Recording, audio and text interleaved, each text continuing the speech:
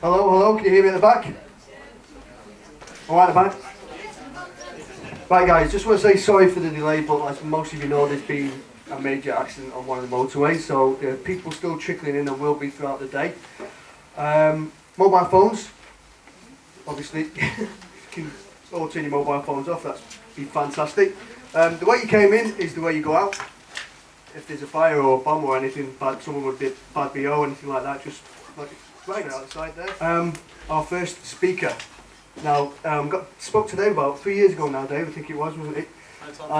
And yeah, it's gone really quick, and he's done a few talks on the station. Dave Hodrien, Dave's talk today is the reality of contact. Dave is the chairman of the Birmingham UFO Group and has investigated hundreds of sightings and contact cases, talking about ET contact, examining evidence for the reality of the subject and highlighting links. So, an all-round subject. We're going to be talking about a lot on that. We've got Simon Parks on his way. Again, the couple of speakers. Is that you, Simon? Thank you. Fantastic. How are you, mate? Brilliant. Cloudy Carl is on his way, and Andrew Johnson's just turned up at the back as well. So we're almost speakered up. I think you're all teed up. So I'll pass this mic on to Dave, and let's have a great day, guys, and enjoy it. Thank you.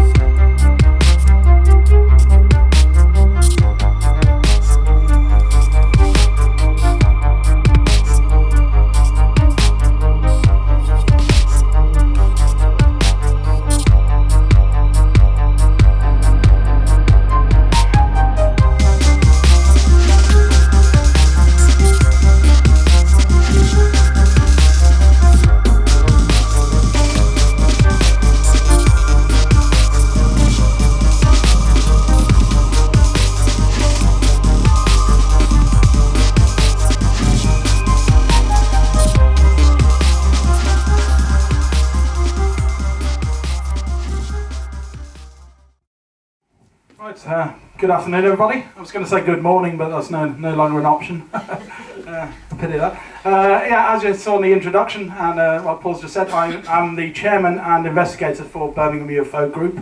I've been working on that since late 2007. My subject today is going to be on ET contact, otherwise known as alien abduction, and I'm sure that many of you will have read a lot into the contact subject. Some of you might be absolute experts on the subject. Some of you might have a sort of general overview sort of knowledge of it, and others of you might be completely new to it. Now, I've designed this lecture with all of you in mind, so whether you're an expert at contact or not, I'm sure you'll find something interesting for me to share with you today, due to the amount of cases I've looked into. I'm going to be focusing mostly on cases that I myself have investigated, but there is some other ones I'll mention at key points that you might have heard of before, some famous cases. So without further ado, let's have a look what's going to happen today. Okay, so I'm first going to go with a background of myself and of the group. Then I'll talk a bit about case investigation and how I go about investigating contact and UFO sightings. We've got a general overview of the contact subject for you. Then I'm going to be going into the meat of the talk. It's going to be aspect analysis. We're going to be looking at lots of different aspects of the contact subject, some of which are well known, other ones not so well known. So there's quite a lot to go through there. I'll then be covering possible explanations for contact, including alternative arguments for it. The origins of the beings, if they are beings, we'll get to that in due course. So some interesting stuff there, and then we'll finish up with a few conclusions, and hopefully I'll have time for Q&A, but it does depend on how the day progresses. If Paul wants to leave the Q&A till later on because of the late start, it's totally fine. Okay, but I'm happy to answer your questions either after the lecture or any point during the day, okay? So my background, yeah. I've had a general interest in the paranormal since quite an early age. Probably about right back to 6, 7. I can think of. As soon as I started reading books, really, I used to read books on ghosts, yetis, Loch Ness monster, the works. But when I got to about sort of early teens, age 12, whatever, started to look into UFOs in more depth, and it soon became apparent to me the amount of excellent evidence to support the subject. I found the cases to be very interesting, and I didn't see any reason why these people would be making up these experiences. And the more I looked into it, it just kind of went on from there. I started attending UFO conferences from age 16 with my friend Chris there, and my brother, other people. So that was really great, and I've been to conferences ever since, at least one a year, and now obviously talking at them. Birmingham UFO Group began in late 2007, and I'll cover some more stuff on the startup of the group in a short while.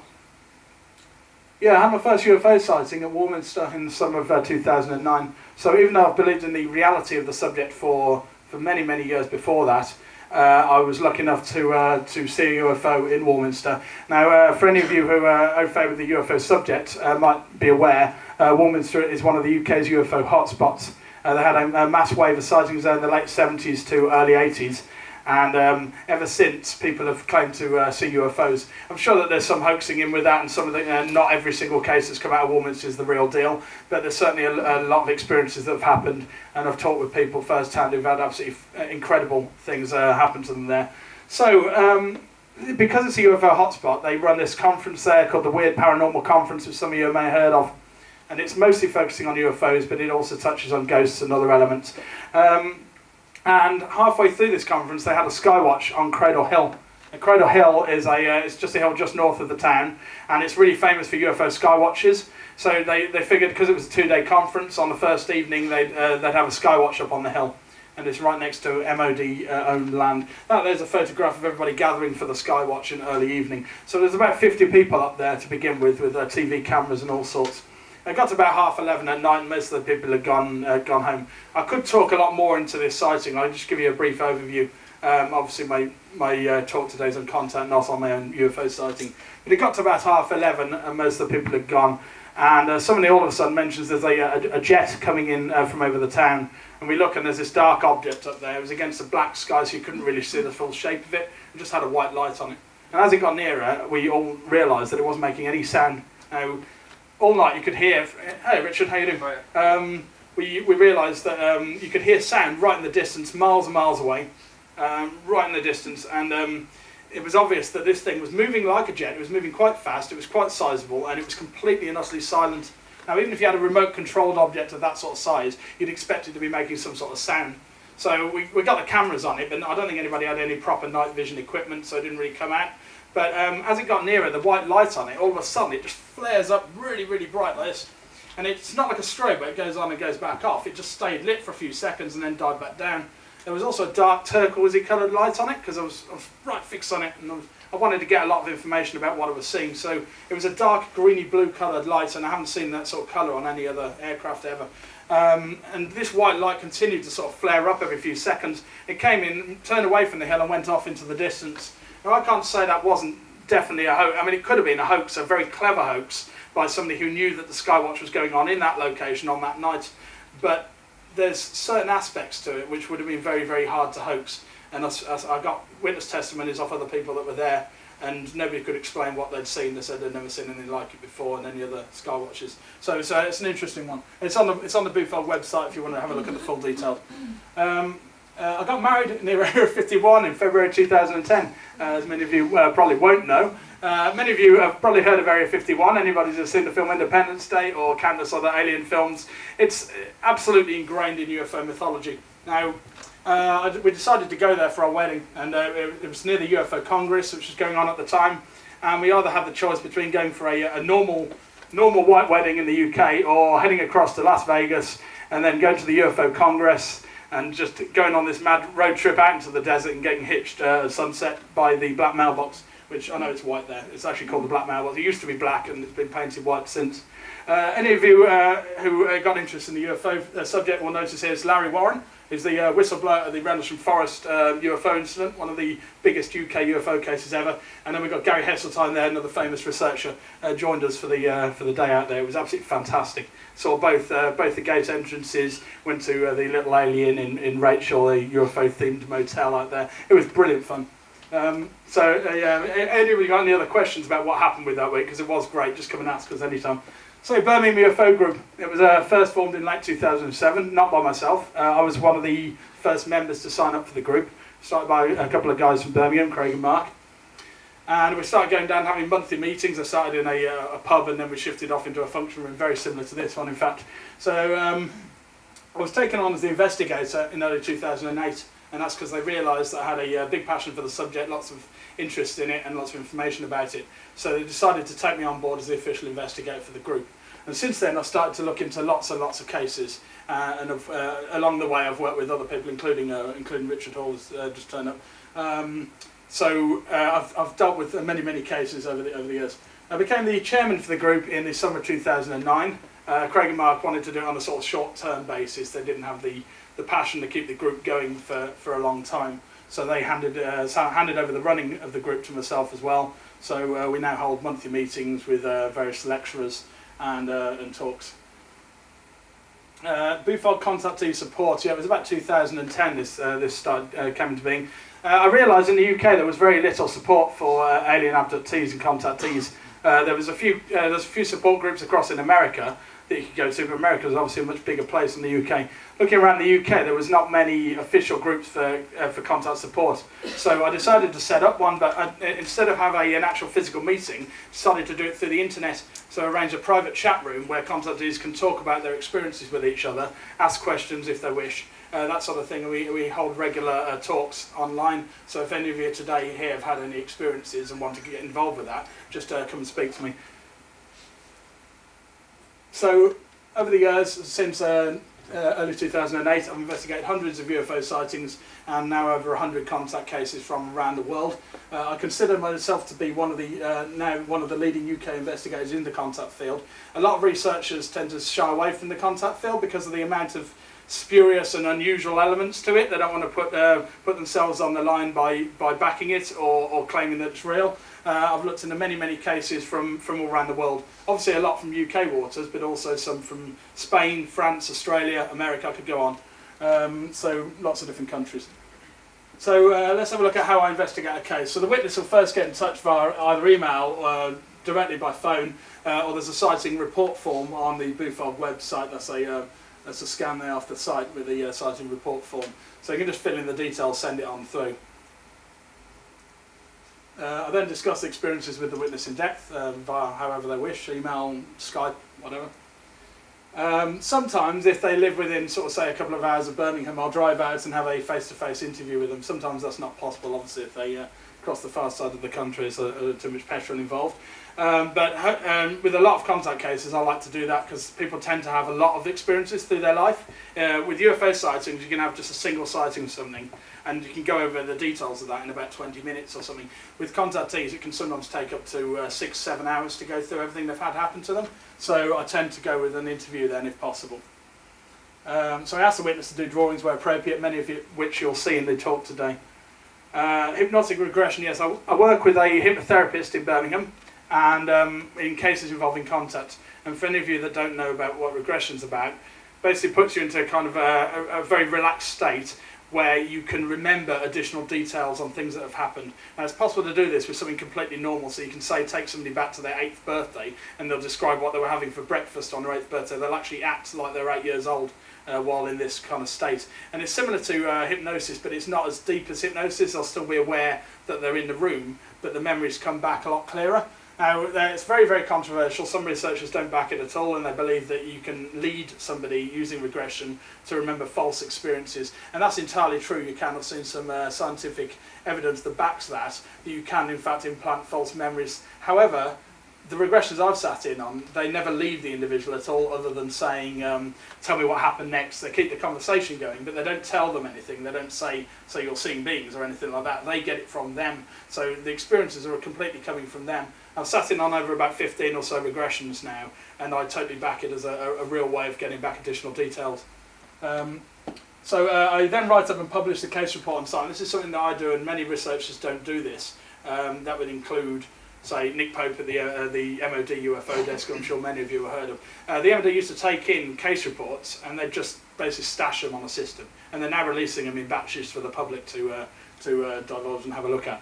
But what I do with each case, I think that each case is important. It's important people get the full details of that experience. So I tend to write up and publish a very detailed case report, taking in drawings, taking in maps, everything that they are okay with me releasing. They tend to hold their names back off it. Of course, the UFO subject has a ridicule angle to it that we're trying to get rid of over time, but it's still there, mostly due to the media's portrayal of the subject. I'll be talking more on that in a bit.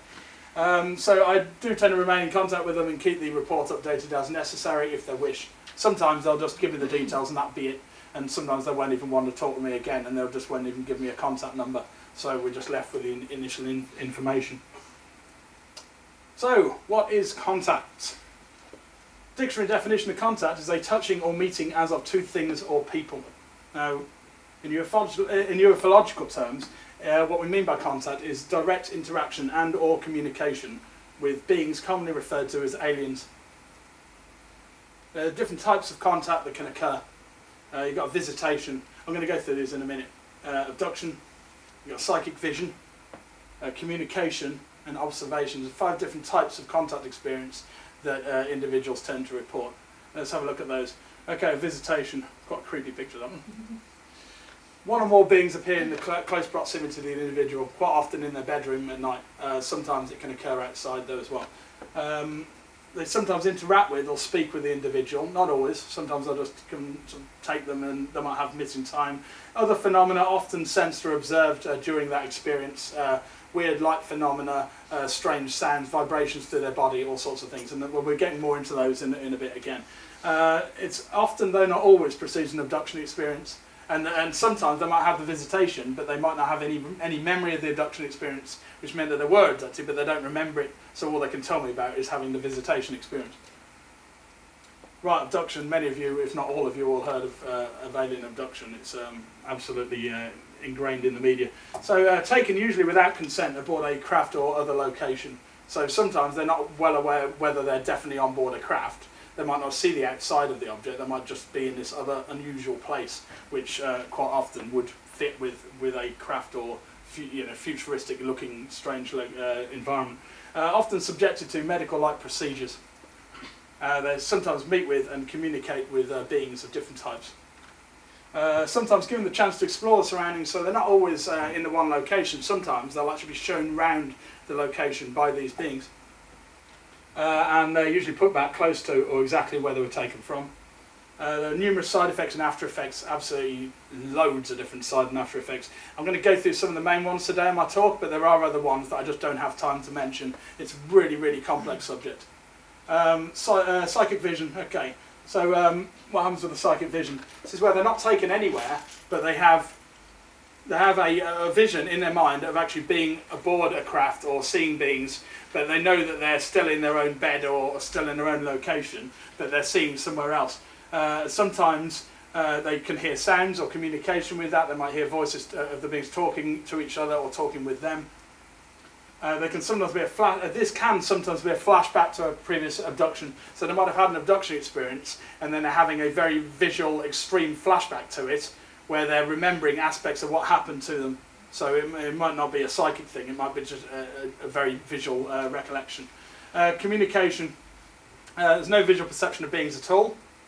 They have telepathic communication, often not fully understood. So so the beings might say strange things to them and they don't fully understand what they're hearing.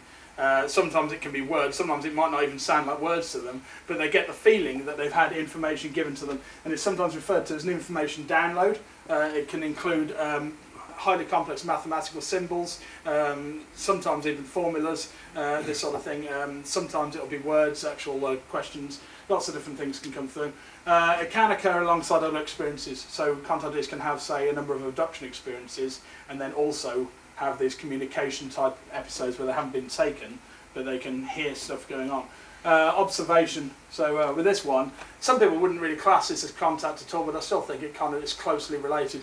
So they see the beings at a distance, usually outside a craft, so it's usually a landed craft that's on the ground, and they can see the beings doing something outside the craft. There's no direct interaction noticed, and again, sometimes it can lead on to an abduction, so the beings can see them and then come over, and then they can experience other things. So let's go on to aspect analysis now. Right, so as I mentioned, contact experience is extremely complex. There's lots of different parts to them. Now, what I want to do with this main section of our lecture, I'm going to show you witness statements taken directly from the information they've given me. It's either going to be from emails they've given me. Some of them you'll see them talking in first hand. When they're talking in first hand, it's taken from a regression transcript. So it's actually them remembering the experience under regression. And there's going to be a mix of those, along with drawings that they've done where possible. So we're going to go over lots of different cases. So rather than look at one particular case in extreme detail, we're going to look over many different cases, because I believe that the similarities between these cases is extremely important in contact, and I think it's fantastic evidence for it being a real thing. If we're getting all these people from around the world experiencing similar things, it tends to suggest that something very real is going on with this. Now you can read into that as to exactly what is going on with that, and I'll be getting more into that towards the end of the talk. There's no single case includes all aspects. There's a couple of cases that include a hell of a lot of aspects, some of which I'm even dubious about when there's too many aspects.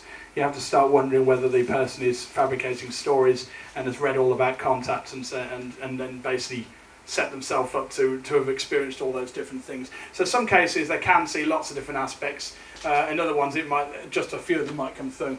As many aspects are regularly reported, that's and I can say that as a fact. Everything you hear today is not coming from information I've read about on the internet or anything like that. It's coming straight from the horse's mouth. I've looked into many cases, and this is my observations on those cases that have come to me completely independently. There's sometimes unique elements to a case. So some contact experiences, somebody can see, say, a being that hasn't been seen by anybody else, or something, or some sort of environment that they're in which has never been reported before in any other contact case. Now, some people might sort of say that, oh, they're making it up because they've seen something and nobody else has seen that. But that might not necessarily be the case. We're dealing with something so advanced and complex here. You can't make assumptions like that. It's possible that things happen to one person and not to anybody else. Maybe it's something very specific to that individual, something that they needed to do with that individual that they haven't with anybody else. So, I wouldn't, even though I do question a lot of things, I wouldn't say that definitely meant that they were lying. And I would generally talk with that person, and it takes a short while, but after a while I get used to what to look out for as to whether they're telling the truth or not. And most of the cases I've looked into, I believe that the individual is telling the truth. Sometimes I sit with them for many hours going through their experiences in depth, and there's no real reason, there's not much comeback for them from that. They're not getting paid for it. A lot of the time they don't even know I'm going to write up an official report.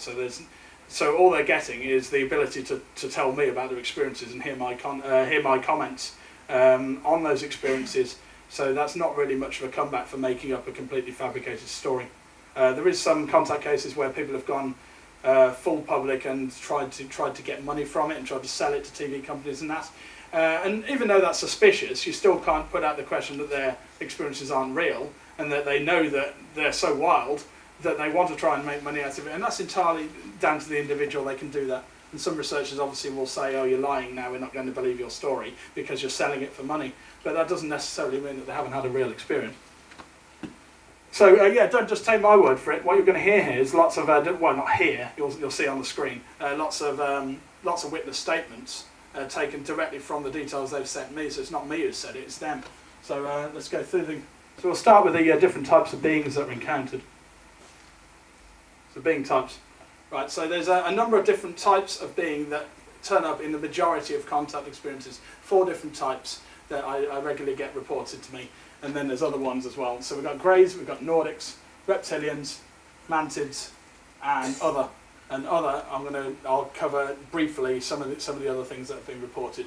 But it's generally greys, Nordics, reptilians, and mantids are the 4 types of being that have been reported in experiences. That's what we call them. That's not their actual name. That's what we've named them. So that's a grey. That's one actually drawn by my wife. It's quite a good picture. It's the type of being that's most commonly reported. We've got more cases involving greys than any other type of being. Various skin tones and heights. So even though they're called the greys because a lot of the time they've got this kind of pale grey looking skin. Sometimes it's greeny, grey green, grey blue, that sort of thing, but kind of greyish tones to them, quite pale. Sometimes they can be almost white in colour. But yeah, generally, but you do also get ones that are sort of tanned and sort of more brown coloured as well. So there's different types, but if you think about the human race, we've got all sorts of different colours in the species. So would they have. Communicate telepathically. Yeah, they don't communicate using their mouth. They do have a mouth, so as you can see. So up there, whoop, there it is. It's just a slit. It looks quite vestigial. It's possible that they had it previously, used to talk with it, and don't anymore, and it's just a vestigial mouth. They do open their mouths sometimes, and there have even been cases where they've actually smiled at people, and that might be them physically smiling, or it might be something that they've implanted into their mind. They're usually seen either unclothed or they wear skin-tight suits, sort of usually one-piece suits. Sometimes have a belt around the middle. They can sometimes have an emblem up here on the chest area. They're not always. And the suits are generally black usually. Sometimes silver's reported as well. Are they clones or biological robots? Right. Well, I mean, I could do an entire talk on greys for absolutely countless hours, but basically, they've got a very simple internal structure, and you say, how do you know that, Dave? You've never cut one open. Well, I've actually seen some very, very detailed analysis, first-hand witness accounts of actual autopsies on greys, and their internal structure is supposed to be very, very simple. They don't have sexual organs. They have a very sort of simple internal structure, and it tends to suggest that they are possibly created, not an actual species that reproduces. So it's possible that they're clones or biological type robots made to do work. A lot of the time greys are seen to do all the work in an experience and be shifting around doing stuff, but not interact directly with the contactee. So it's an interesting theory that's been put out for them. But they can show intellect and emotions. They're not always this kind of... A lot of people report them as being quite neutral and quite sort of almost emotionless. But then there is cases where they have actually spoken in depth to people and have expressed either friendliness, hostility, love even sometimes. So you do get intelligence and emotions coming through from them. Here's some examples. Can you see that? Okay, yeah. It's kind of really, really faded on the right. You just see the eyes on there. Can you just see the eyes from that angle, yeah? Yeah. Sorry, yeah, you can sort of see it when it went into... There it is, yeah. I know what's going on there. Right, okay, so yeah, this is a real case I looked at in Shard End in Birmingham. So I'll just read these out. I mean, any of these cases I could go into a lot more depth about, but I don't think I've really got the time. I'm trying to cover a wide array of stuff. If you see any of these comments as we go through that you're really, really interested in, you want more details, come and ask me, and I'll tell you all about the case in a lot more depth. But this girl had one that appeared in her room, and it kind of appeared sort of up on the sort of chest area. So she says the creature is small, has a child-sized head, black eyes. I can see 2 nostrils and a slit for a mouth, and raised bits around the nose. It's a grey colour. Now her brother as well is also a contactee. Contact often runs in families, so you get numerous people in a family group will all have experiences. So her and her brother are both contactees, but not the parents. Another one, it wasn't tall, not what I saw. It was about 4 foot, big black eyes, light grey skin, not much of a mouth, thin body with long arms and legs, no more than 4 fingers. This is Chantal Piper has drawn this. Any of you saw the abduction programme last week on TV, Confessions of an Alien Abductee? She was one of the ladies on that programme, which I have mixed views upon. I'm not going to go into that now. So I turned my head to the side, and there were 3 roughly 3 foot tall beings, grey in colour. I could see them perfectly. Okay, so next let's have a look at Nordics. There's a classic drawing of a Nordic there. They very, very humanoid, very defined, chiselled features. Usually got blonde hair and blue eyes, although sometimes sort of brunette have been reported as well. But it's generally blonde, very, very blue eyes. They've got pale or tan skin. So in most cases that I've dealt with, they've looked very, very pale, almost to the point of being completely white. Sometimes sort of more oriental, tanned looking ones have been seen. They wear bodysuits or flowing robes, so in some cases they're wearing kind of skin tight suits similar to what the greys wear, usually blue or green or silver in colour. Sometimes they wear flowing robes, generally white in colour. So So I've got a mix of cases where both of those have been reported multiple times. Again, they communicate telepathically. They often, the contactee often senses kindness or love from them. So a lot, they get a lot of positive emotions back from these beings. They usually don't feel frightened by them. They feel a deep sense of connection with them.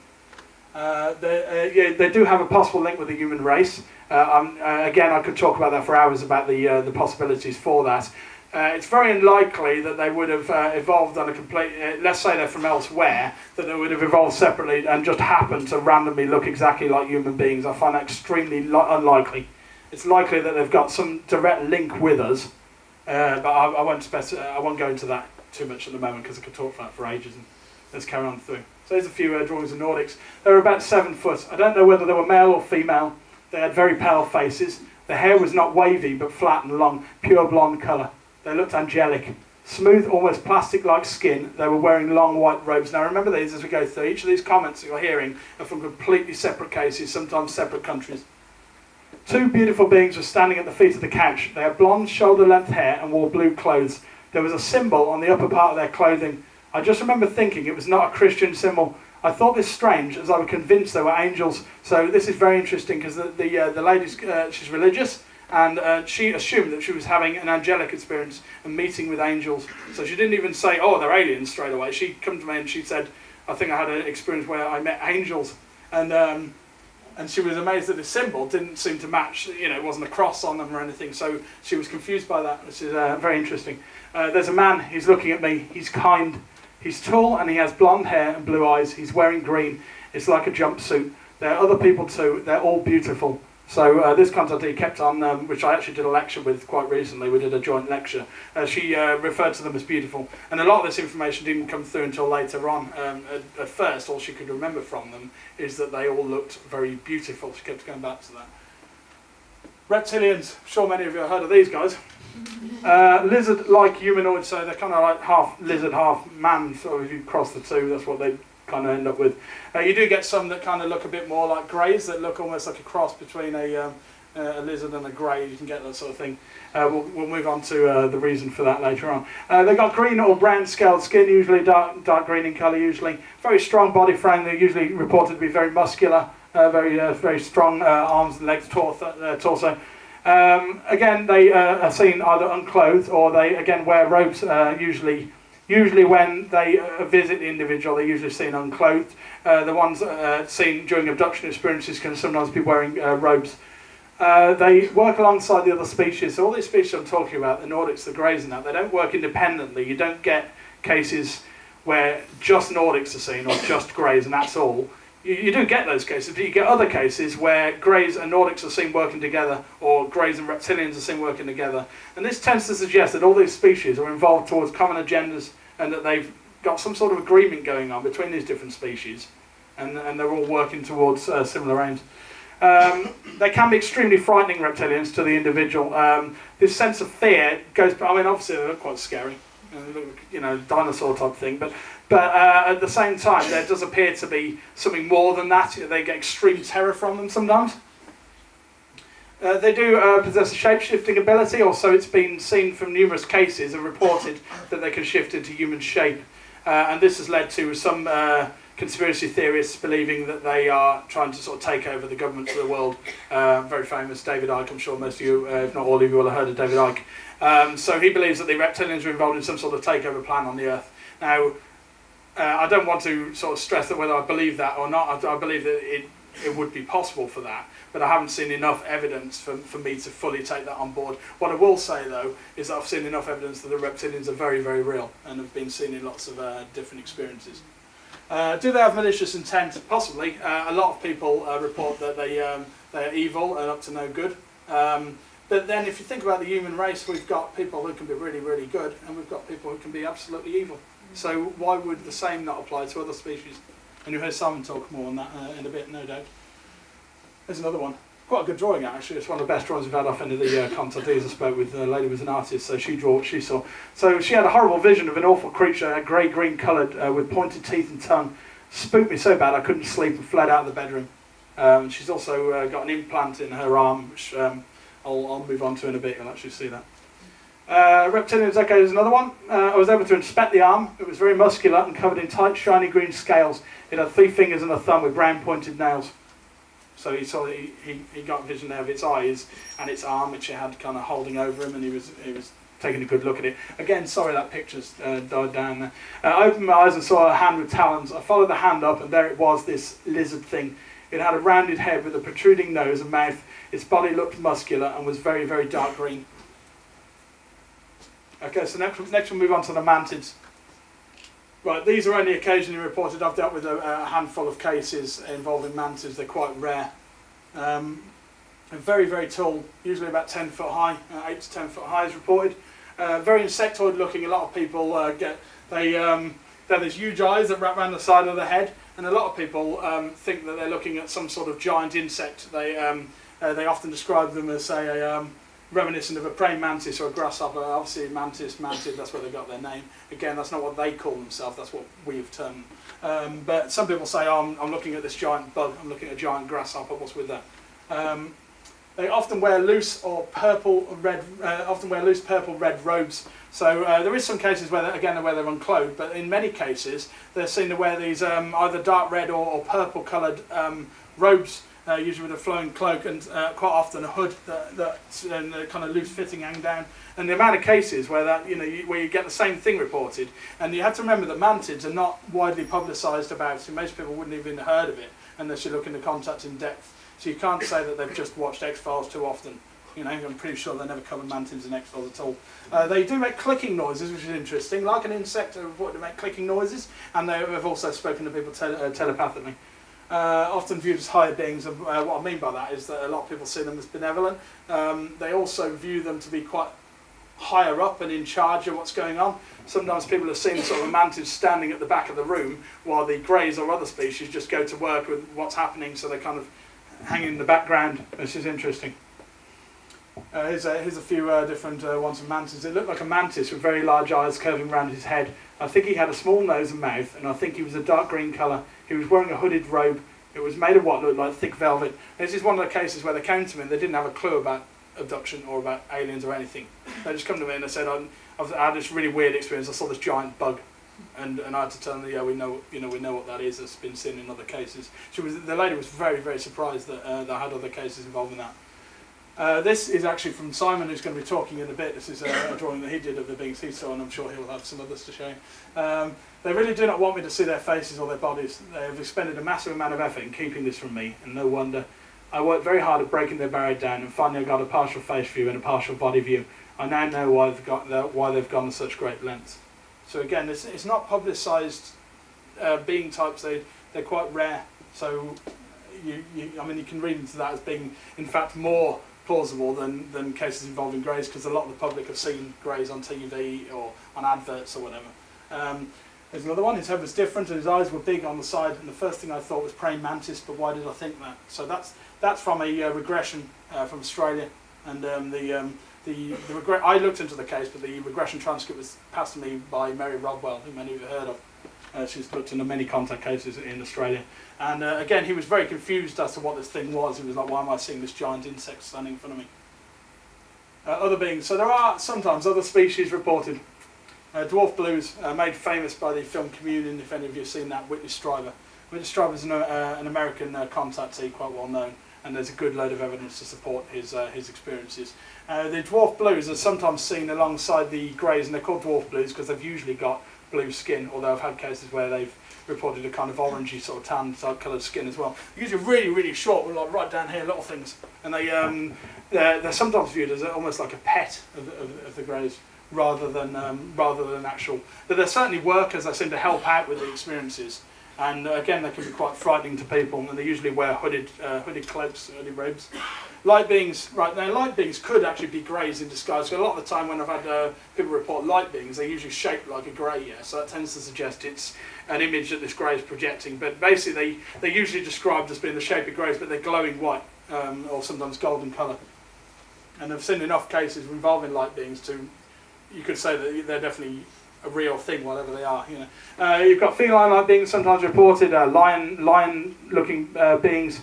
They're quite rare, but they have been reported in numerous cases, so I thought I'd mention them. I don't think I've actually looked into any contact cases where the individual's reported one of those to me yet. There are some cases of unique beings, and with those, it's entirely down to you as an individual whether you buy that case or whether you think it's a fabricated thing. There are other species, and I've seen other reports, not contact-related reports, of other species that have been seen and have been documented. So it's likely that there are other species here on the planet as well. And you'll notice that I am talking about them like real beings because that's my personal belief, but we'll get onto that. So common aspects of contact. Right, UFOs and contact. Okay. So, right, UFOs, I know this sounds like a really blasé, silly statement to make. UFOs are directly linked with contact, and I'll say that because there are some researchers out there who like to claim that UFOs and the contact subject are completely separate entities, yeah. And some people who believe that UFOs are real, but don't buy the whole contact thing and think it's something totally different going on, yeah. That's ridiculous. I say that straight up, it's ridiculous, absolutely ridiculous. Contact is directly linked with UFOs, yeah. Lots of contactees. Many experiences begin with a UFO sighting, so they'll see a UFO sighting and then they'll actually get lifted up by that craft and taken aboard it. Some of them will see, they'll recall being lifted towards the craft. Sometimes they might see that craft, sometimes they just might recall that they were lifted up into the air and not actually remember the craft. You've got locations described, appear to be the interior craft. Sometimes that's verifiable, as in they've looked out of a window and they can look down and they can see the ground or they can see stars, so they're up out in space. The craft's sometimes seen at the end of experience, so often they'll have a recollection of being taken aboard and then have really hazy memories of what happened, and then all of a sudden they'll be back down on the ground and they'll see the craft there a minute and it'll just fly off into the sky. So anybody who claims that UFOs are not linked with contact and are two totally separate things is complete bobbins, frankly. The UFOs reported, the UFO types that are reported, match sighting cases that have got nothing to do with contact. So you've got domed discs are reported, flying triangles. These are different craft types that have nothing to do with abduction. The experience is about seeing a physical object up in the sky. Sometimes it's reported on radar or whatever. So it's totally separate to a contact experience, yet they report the same type of craft in abduction experiences, as you'll see in a minute. Contactees often have multiple UFO sightings as well. So a lot of people go through their whole life and they'll never see one craft their entire life. That happened with my granddad. Over the years, I tried to convince my granddad that the UFO subject was real, and he would never buy it right until his death, because he'd never seen anything to prove to him that it was real. He'd never seen one with his own eyes, and he couldn't get past that. But contactees quite often have multiple UFO sightings through their life, sometimes as many as sort of 10, 15 sightings. Some of which appear to be directly related to them, as in the craft looks like it's observing them, or there'll be some sort of interaction with that craft. Other times, it just looks like they've just been in the right place at the right time.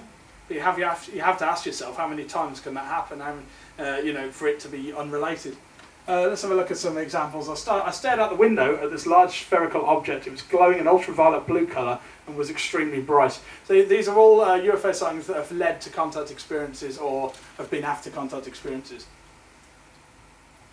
Hovering above the building off to the right of the road was a huge dark navy coloured triangular shaped craft.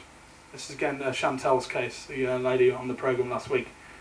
She was taken directly into a flying triangle. It directly links flying triangles with both greys and with abduction. So she was actually she actually remembers her, and it wasn't just her, it was her son and her friend. It was a triple abduction. Incredible case. Another one. This is from the end of the experience. I looked out the bedroom window. Outside over the road was a disc-shaped craft with a line of rotating lights around its centre. It moved off, and I continued to watch it until it was out of sight. So she'd just been put back by this craft base, and it was still in the area outside her bedroom window. Let's take a look at paralysis. Right, so often the contactee will find that they're paralysed. We'll get into sleep paralysis and the links with that in a short while. But paralysis, it doesn't always occur. So it can occur during the visitation or the abduction. So sometimes they might be able to move during the visitation, but then later on when they're on the craft they find they can't move. Sometimes they'll be paralysed for parts of the experience, not all of it. So again, you'd have to say that kind of removes it being sleep paralysis, because sleep paralysis, you constantly paralyse the the whole experience. Occasionally can move freely during the experience, so there is a number of contact cases I've dealt with where the person is not paralysed at all. From start to finish, they can move around freely. And that often leads to them exploring the craft, sometimes with or without the beings. So this appears to be induced by the ETs, not natural. It appears to be something that they're employing and doing to the contactee to make them not move. Yeah? And it makes logical sense, right? It's probably done to prevent retaliation or harm. Yeah? They don't want the person lashing out and stopping them from getting on with what they're doing. So they paralyse them so that they won't hit them. And there have been a number of cases, including the famous Travis Walton case in Arizona, where they have actually been hit, where they've actually lashed out the greys and actually tried to hit them. So they would do that to stop them if they think they're going to panic, or they might even to sort of hurt themselves. There's a possible level of trust in case whether it's used or not. In the cases where they haven't been paralysed, they seem to have a big level of trust with the beings, as in they feel a deep connection with them, and it's almost like the beings can sort of sense this and realise that they're not going to fight back against them if they don't paralyse them, so they don't. I mean, there's never been any case where the being has said, I haven't paralysed you because I trust you. That hasn't happened. But it does tend to, when you look at the case facts, it does tend to see that in cases where they haven't been paralysed, they've been totally okay with that, and they haven't tried to hit the beings or anything. You know, they've been totally okay with what's happening to them, which is interesting. So it does have links with sleep paralysis, and some researchers claim that contact is sleep paralysis, which is nonsense, and I'll tell you why in a bit. Paralysis of body, so some examples. A white light surrounded me. I then felt my body becoming paralysed. I tried to scream for help, but when I did, no sound came out. I remember that during the experience I found it extremely hard to move. I was only able to tilt my head to look at the figure alongside me. So that was one from on board the craft. He finds himself on the craft, and he could turn to look, but he couldn't move his actual arms or legs or get away at all. I found I could not move at all. This feeling of being under their control was terrifying. This person was found it extremely negative. The fact that they couldn't move, they found it quite terrifying, and of course it would be terrifying to most of us. Let's have a look at time distortion, another common occurrence with contact experiences. So unusual observations suggest the ETs have the ability to manipulate time, which, if you think about it, is extremely advanced and has really far-reaching possibilities to it. They seem to often shut down the local area.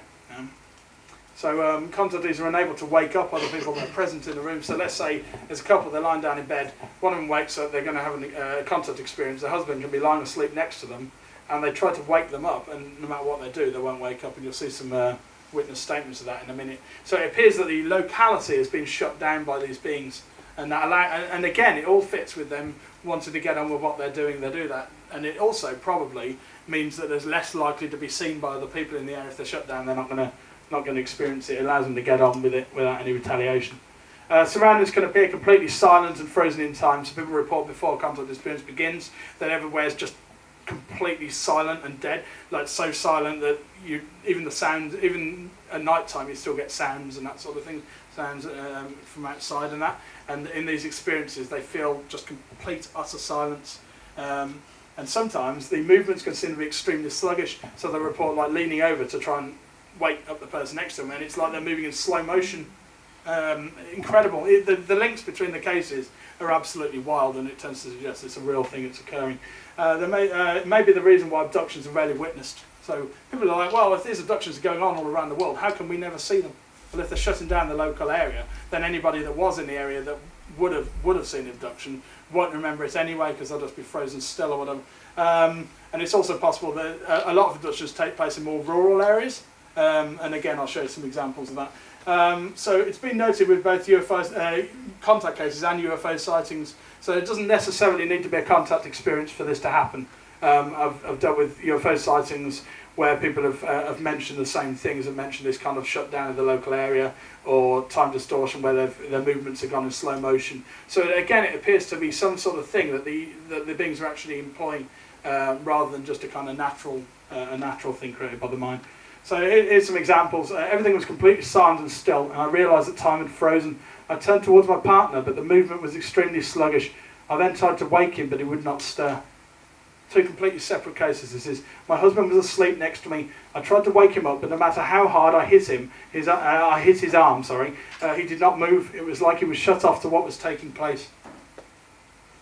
We saw the glowing blue object and the glowing object in the distance. There was a bright blue light surrounding the car. It was as if everything had frozen still. All the moving cars on the bridge ahead were no longer visible. Now, this is a case of, it's currently in investigation. It's quite a new one. And this is a couple from Wales who had this experience. They experienced missing time. I do hope to get them both regressed, and if they come up with the same details, that'd be absolutely fascinating. But so far that hasn't been arranged. But yeah, they were outside and they saw a UFO, and it seemed to shut down the whole area. There were like moving cars. It was on a motorway, and there's a motorway bridge, all these cars, and they said that during the experience it was like everything had frozen and they couldn't even notice the moving cars. And then at the end of the experience, all of a sudden everything picked up and went back to normal. And then they realised they'd missing 57 minutes of time. I went to grab my camera from the glove box to get a photo of the UFO, but when I did, it was like everything moved in slow motion. My mother fought back against me and for some reason would not hand me the camera. This is a case I looked into for Richard. He'll be well aware of this, of this one. So again, it's not directly linked with the contact experience, but again, the same thing's being reported in slow motion. Next, let's have a look at screen memories. This is a really interesting angle of the contact subject, I find. Screen memories is where the ETs, they appear to have this ability where they can mask their own appearance, either their own appearance or the appearance of their craft. And it's commonly referred to as a screen memory. So it's been reported that often that it's been termed as a screen memory. So the beings will disguise themselves as a number of things, and it usually seems to be something that's quite familiar to the individual. They can appear in an animal form, quite often an owl or rabbit or cat, dealt with a number of cases. A family pet, a family member or a friend of the family. Sometimes they can appear as doctors in lab coats, and sometimes it's another form that's familiar to the person. Now, sometimes the being will appear partially or fully in shadow, so sometimes you can actually see the shape of the being, but they're completely black like a silhouette, yeah? And then there's even cases where sometimes only partial of it is in shadow, and you'll see an example of one of those in a minute. So where they can't see their face, they can see the rest of the being, but for some reason their face is completely black. So it's like they're hiding their appearance from them for whatever reason, and it's probably to reduce the trauma of what's happening, because obviously seeing a grey or whatever would be quite terrifying to people. If they make them look like something that's familiar to the person, they're going to be more easy with what's happening. So again, it makes sense, it fits in. The craft exterior, there are cases where people have reported seeing a helicopter, a silver helicopter, or another aerial object like a plane. So they can make it look like the person, when they have a recollection of the experience, they remember seeing a helicopter, not a UFO, which is incredible the way they can do that with both, and they can even do that with the entire surroundings on the experience itself, the craft interior. So they can make it look like the person is in a hospital type environment, and a lot of the surroundings aboard UFOs is quite sort of clinical and quite sort of clean and clinical looking, and that might lead the person to believe that they're in a sort of hospital type environment. But sometimes they actually really genuinely see themselves in a hospital bed with doctors around and things.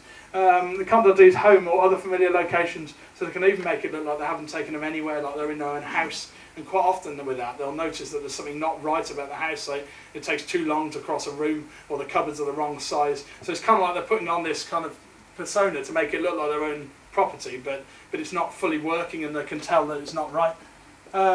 So likely to be distortion of memory, not shape-shifting. So it's unlikely the Greys are actually changing the physical form. It's a lot more likely that they're putting on a persona so that when they remember back the memories, they'll remember seeing something else, not them. And I'll explain more on that in a minute. So the form chosen often means something to the contactee. So is this evidence of mind reading? So they can make themselves look like something that the contactee cares a lot about in their life, like their family pet. And they might not have seen their family. It's unlikely to have seen their family pet, but they know that they care about it a lot. So it's like they've gone into their brain. They've found something that's familiar to them, and they're making themselves look like it. So it's probably done to reduce the trauma of the experience, as I mentioned. It would also benefit the covert nature of contact, because these beings are not open to the public, otherwise they'd land on the White House lawn and all that, the famous comment. So they're not doing that. They don't mind when people are in the area and happen to see them, and there have been cases where there have been lots and lots of witnesses at once across in Mexico. We've got the Phoenix Lights experience. I won't go into these cases now, but there have been cases where there have been hundreds of witnesses. So they're not completely covert on that level, So, but they do tend to choose kind of more out of the way locations, more rural locations usually. So this would benefit the covert nature of contact, because if somebody doesn't realise that they've been taken by greys or another type of being, then they'll just go about their daily life. Hypnotic regression can be used to break past the screen memory, so somebody can have a screen memory of a being, and then when we take them through hypnosis, they can actually break through that and see them with their true form. Okay, so I mentioned owls. Okay, here's a contact case again from Birmingham. When I was young, I used to sometimes have visions of an owl staring into my face. It felt different to a dream, more real. So she'd have numerous experiences where she saw this big barn owl with these big black eyes and this big pale feathers and that, staring right into her face. As I entered the room, I saw two of my pet dog. I only have one. They were both standing up on their hind legs like a human and were smiling at me. So the beings had chosen his family pet as their, but they didn't realise that to keep that convincing, they'd have to be on all fours like a dog. So he immediately notices two of them, and then they're standing up and like this, smiling at him, which is absolutely amazing. Yeah. And under hypnosis, he recalled them as greys, not as his dog. He kind of broke through that memory barrier. I have vivid memories from my childhood of speaking with an owl on multiple occasions. It would sit outside my bedroom window at night, and we would have conversations using our mind. So it's an incredible case. So he had numerous telepathic communication conversations with this owl, which is obviously just doesn't make sense on a rational level, but it does when you look at it in terms of a screen memory. There's a man on my right side. He's very pale. He has short red hair. He has a lab coat on. His face doesn't seem real. It's like it wants to fall off. This was from a regression of a case in Droitwich. Very, very interesting case. I've actually got the regression footage with me here today. It's not part of the lecture, but if we find time, I know we've had a late start, maybe over dinner or something like that, I might be able to show you that. I've got about 10 minutes of regression footage. You can have a look at actual regression of this lady and sort of see her talking about this straight up. But it was like she was seeing past the, it was just trying to disguise herself like a doctor in a kind of hospital type environment, but she could see through it. And the hypnotherapist asked them to describe the hands, and she was like, they look normal, and then she was like, oh, no, they're not right, they're different, they look too long and too thin. It was she was sort of seeing past the visage it was trying to. That's fascinating, that comment. His face doesn't seem real, it looks like it wants to fall off. It's like she could see that it was a false projection that it was putting over itself. Here's one with shadows. There were three shadowy figures standing on the far side of the room. I couldn't see any details, they just looked like silhouettes, but they were short like children and had big roundish heads. And the silhouettes thing wasn't because of the light. I spoke with her and she said, no, it wasn't because it was hardly any light in the room. She could see everything else clearly. It was like they were appearing as these shadowy forms. Screen memories, we saw three men standing in the room. They looked like old gangsters in suits with fedora hats. This took place in the 50s, back when it was common for gentlemen to walk around in suits with fedora hats on. So it was like they'd chosen something from that era that they'd been familiar with. So for some reason their faces were blank and blacked out. They invited me and my brother to go with them for a flight on their ship.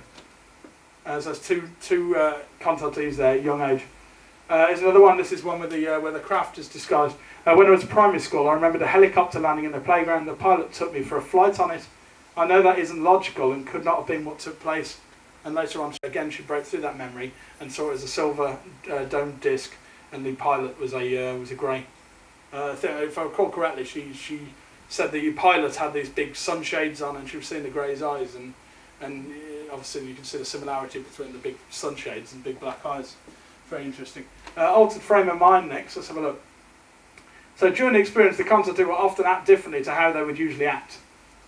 They will often be complacent towards what's happening. So, I mean, if let's say a UFO landed out there right now, most of us would be like, whoa, we'd be amazed by it, and we'd try to go and get photos of it, or we might try and tell other people to come and see it. When a contactee is going through their experience, they're usually in this kind of different frame of mind where they just accept it like it's every day. It's probably done to prevent disruption to the proceedings again.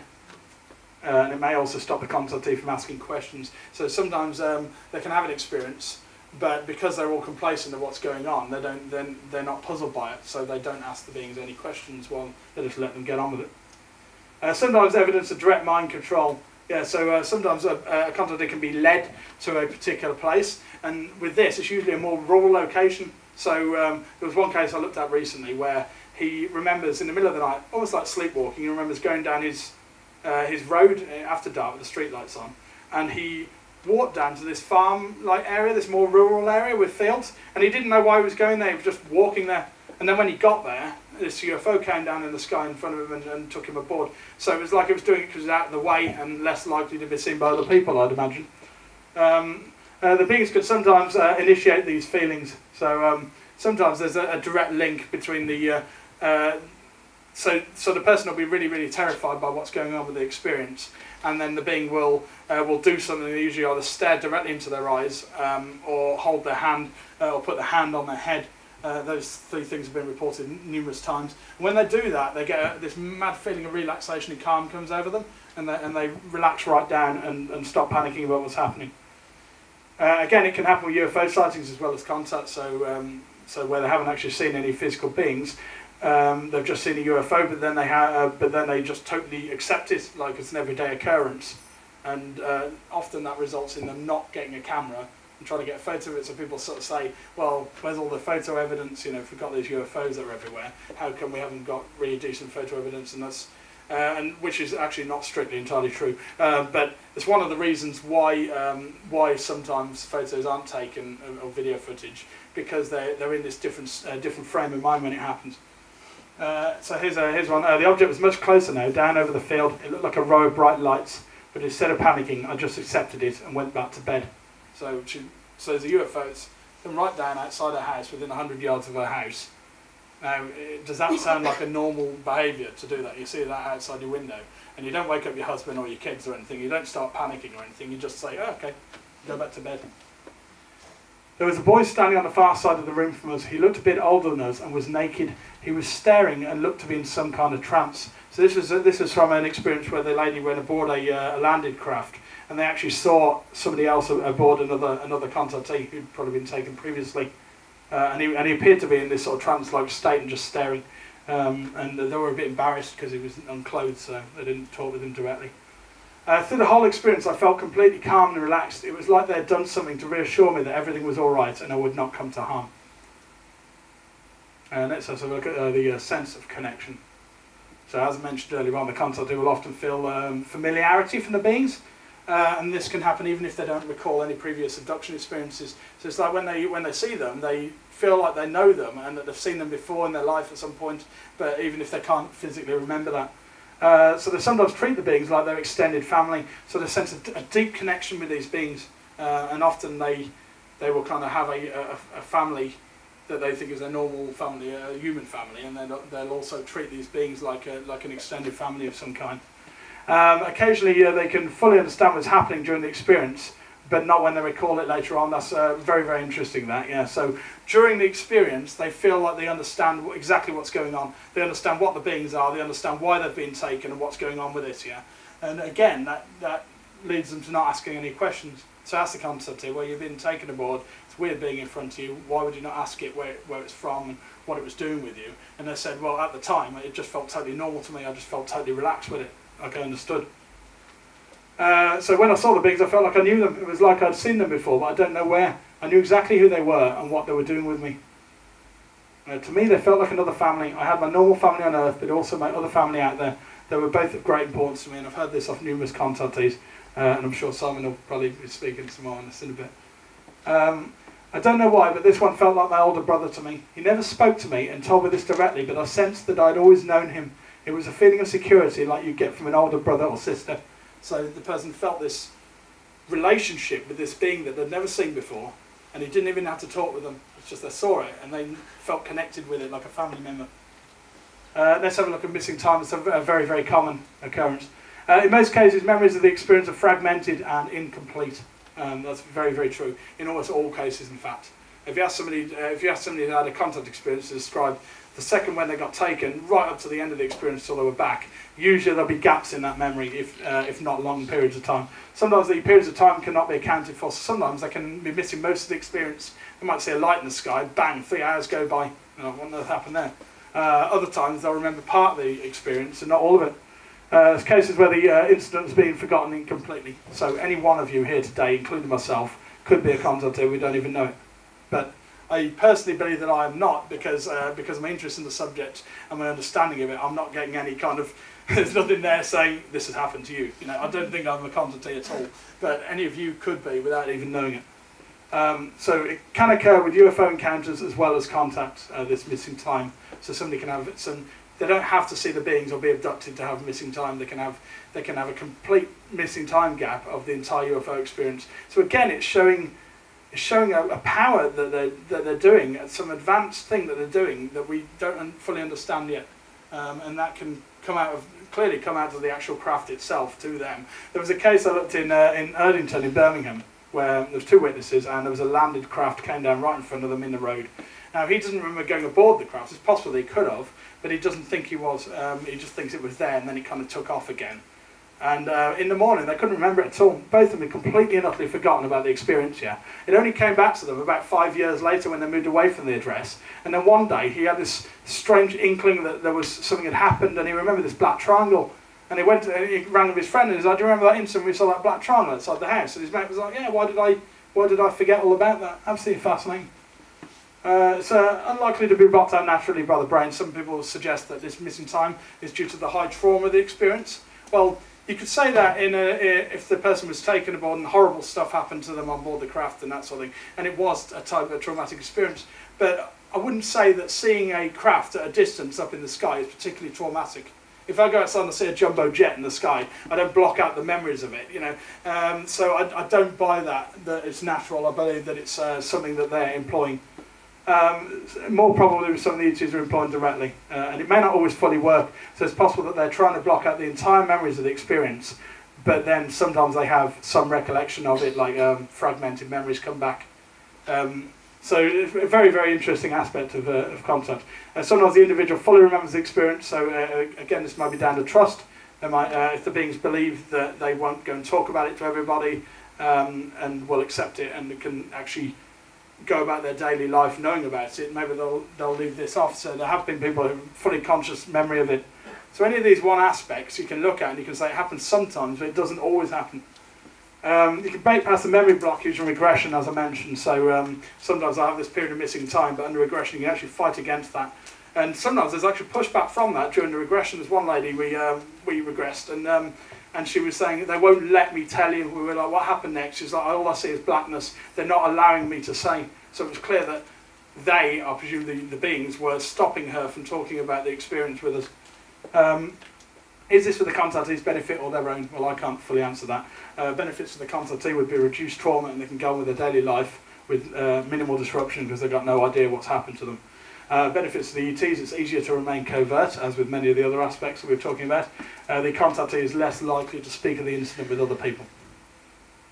So here's a few examples. It seemed like only 15 minutes had gone by, 20 at most, but when we got home we were informed we had been gone for over an hour and a half. I don't understand what's going on with that.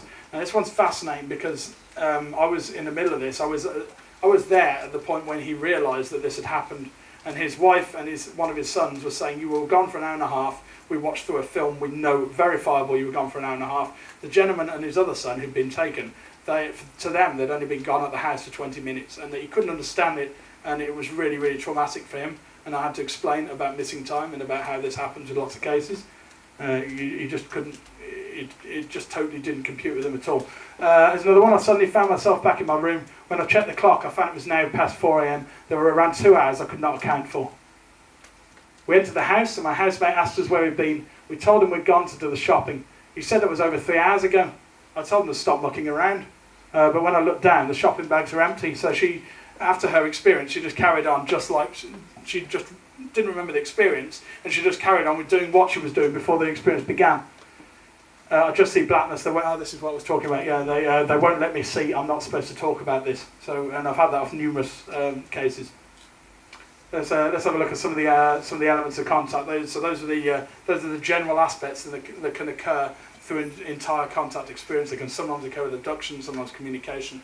Now we're getting to more specific elements of contact. So we've got visitation with the beings here. So the beings arrive in proximity to the contactee in numerous ways, it's reported. Right, they're already present in the location, so they'll be asleep, they wake up in the middle of the night, and there they'll be in their room. They suddenly or slowly appear, so there's cases where they have actually seen them kind of transport in, I suppose, sort of similar to Beam Me Up Scotty, or Beam Me Down Scotty it would be, wouldn't it? So they'll appear in their bedroom and actually see them sort of phase into reality. Emerge through a solid wall. Sometimes the beings appear to, so the wall will suddenly be glowing, and then the beings will actually step out of this light, out of the solid wall. They enter via a door into the room, so they are already in the house elsewhere, and they just walk into the room via normal physical means. Or they peer into a window. There's been numerous cases where, and this tends to happen quite a lot with children, where they actually recall seeing greys, usually greys, sometimes other beings, but usually greys, outside their bedroom window and looking in at them, which is obviously quite spooky thought. There's many signs that these beings may possess multi-dimensional and time distortion abilities. Now, I don't want to pretend at any point in this lecture that I've got all the answers. Don't assume that what I'm telling you is 100% the way it is, yeah, because I'm just looking at the cases and assessing the evidence, and that's what I want you all to do today by information you already know and information you learned today. So, but there is all sorts of really odd signs with visitations. So yeah, here's a few examples. I woke in the middle of the night with the feeling that something was not right. When I looked towards the base of the bed, I saw a grey standing there watching me. So this person, she did call it a grey, so that means she already knows about the greys. She's looked into contact because of her own experiences in this case. So even though she had a knowledge of what happens with an experience, she had the experiences first and then went looking for contacts and saw the similarities. Here's one from Australia. One of the creatures was standing in the open doorway of the room. I could now see it fully, unlike last time. It was unclothed and staring at me with large, unblinking eyes. I mean, you see the similarity between that and the last one I showed you. Two completely separate cases. Beyond the being should have been a patio door, around 5 feet from the edge of the bed, but instead it looked like a dark veil made from some kind of energy. The creatures began to step back into it. So they emerged from a solid patio door into the bedroom, and she said behind them it looked like this weird kind of energy veil that they come through. If you have a look on the picture there, this is actually one of the beings. She woke up and found one of them lying down alongside her on the bed, possibly imitating what the other people in the room were doing. And she didn't realise what it was at first, and she put her hand on it and it felt weird. It felt all kind of skinny and not right for her husband, and she moved it. Sorry, Yana, I'm going to give you all nightmares, aren't I, at this rate? Yeah, that's pretty horrible, actually, that one. These other little guys were standing by the edge of the room, and they also had another one. She hasn't drawn it here, but later on in the experience, she saw one of those little dwarf blues as well. But it was a different colour, but it was grinning at her. It had like big teeth, and it was actually smiling at her, and she'd sensed that it was some kind of pet to the greys. Very interesting.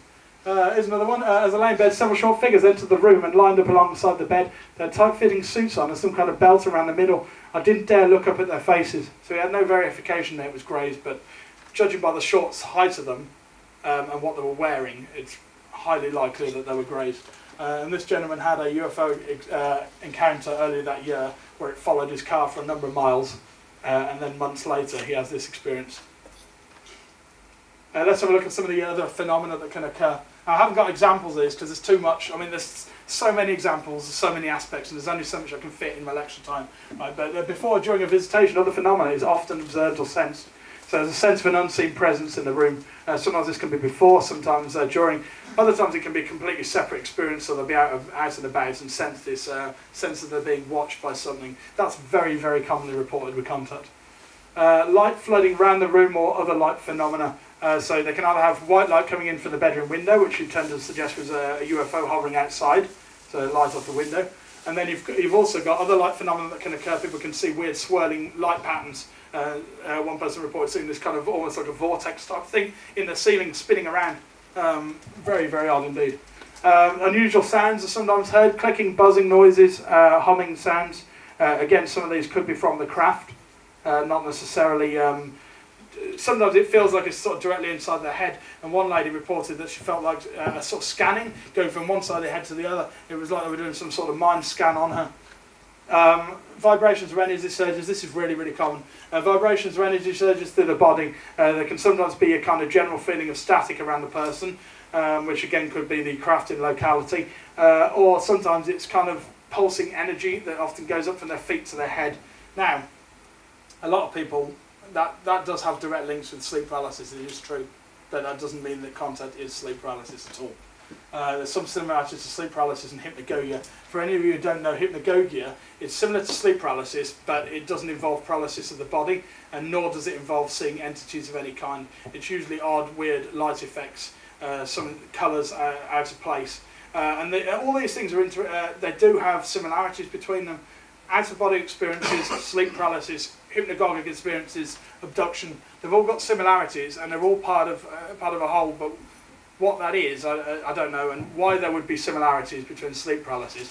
There's enough differences between sleep paralysis and contact to say they are separate, and I'll show you that in a bit beyond a shadow of a doubt using scientific verifiable evidence. Abduction travel. Okay, so it usually involves the being physically lifted up into the craft. And sometimes they might remember that and sometimes not. So a beam of light surrounds the individual, so sometimes it can be feeling like it's the whole room's filled up with light, and sometimes it can be like just a local thing. They'll actually feel like a sort of beam of light around them. They'll then be physically lifted into the air and towards the craft. Sometimes paralysed during this, sometimes not. Sometimes they can move freely, so they actually come up off the bed and they're actually in the air, hanging in the air, and they can reach out and things. They can pass through solid objects such as a ceiling or wall. This is absolutely fascinating. When they reach the wall of their room or the ceiling, they'll go straight through it. So it appears that the beings with this light or whatever energy around them, they're able to pass a person through a solid wall, which is again showing extremely advanced technology. And the person actually remembers the actual feeling of what it's like to pass through the solid wall and everything. Absolutely stunning. Often memories of the journey to the craft are blocked out. This happens so commonly that it's been termed travel amnesia. So the person will remember being lifted up off the bed, or maybe floating towards the window, and then it'd be like bang, and all of a sudden they're on the craft.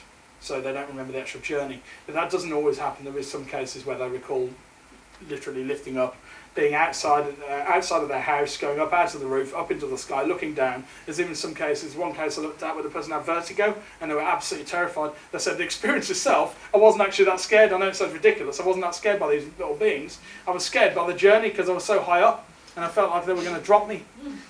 Yeah, and they looked down and they could actually see their nightgown flapping in the breeze. You know, all of these things are kind of the little details that seem to suggest that they were physically taken and physically floated up into the night sky.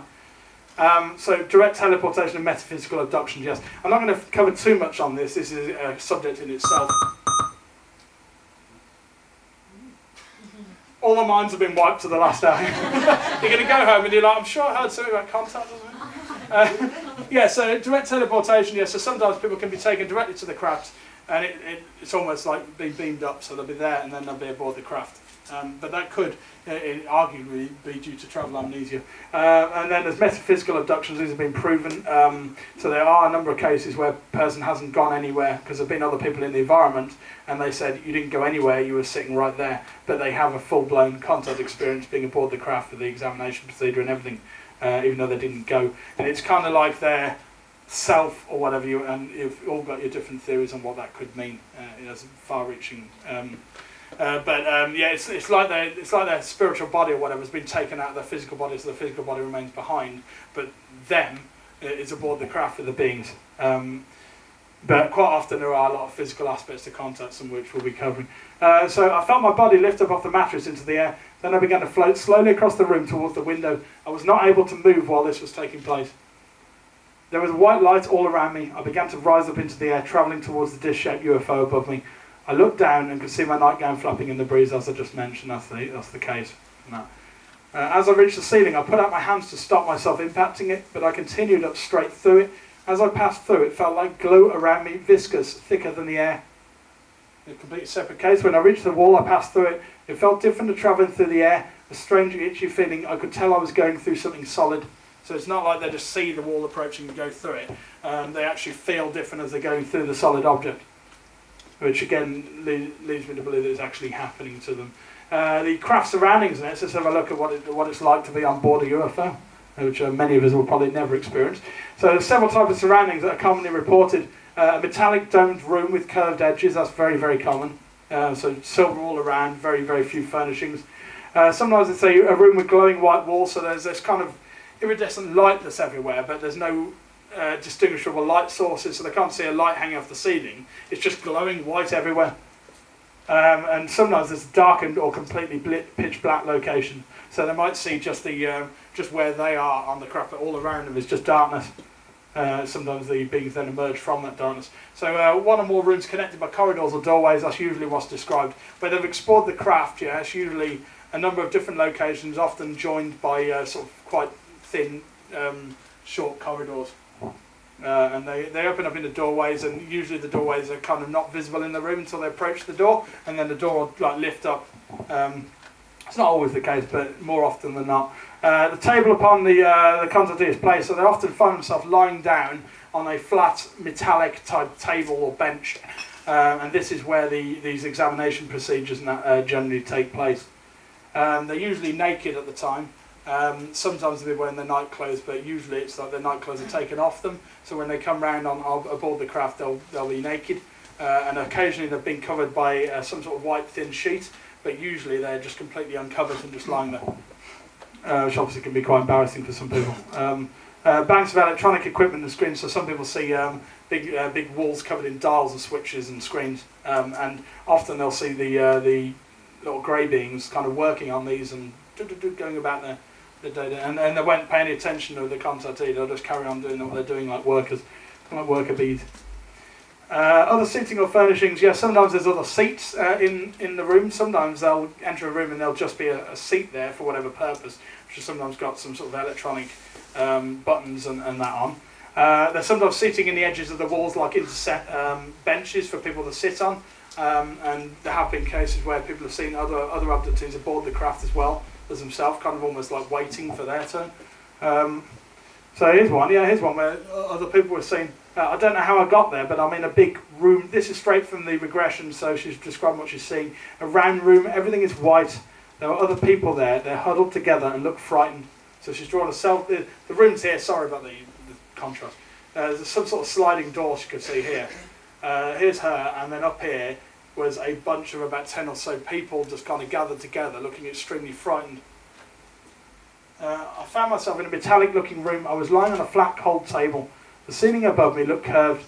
There were no doors or other furnishings visible. When I looked to my side, I could see a figure next to me.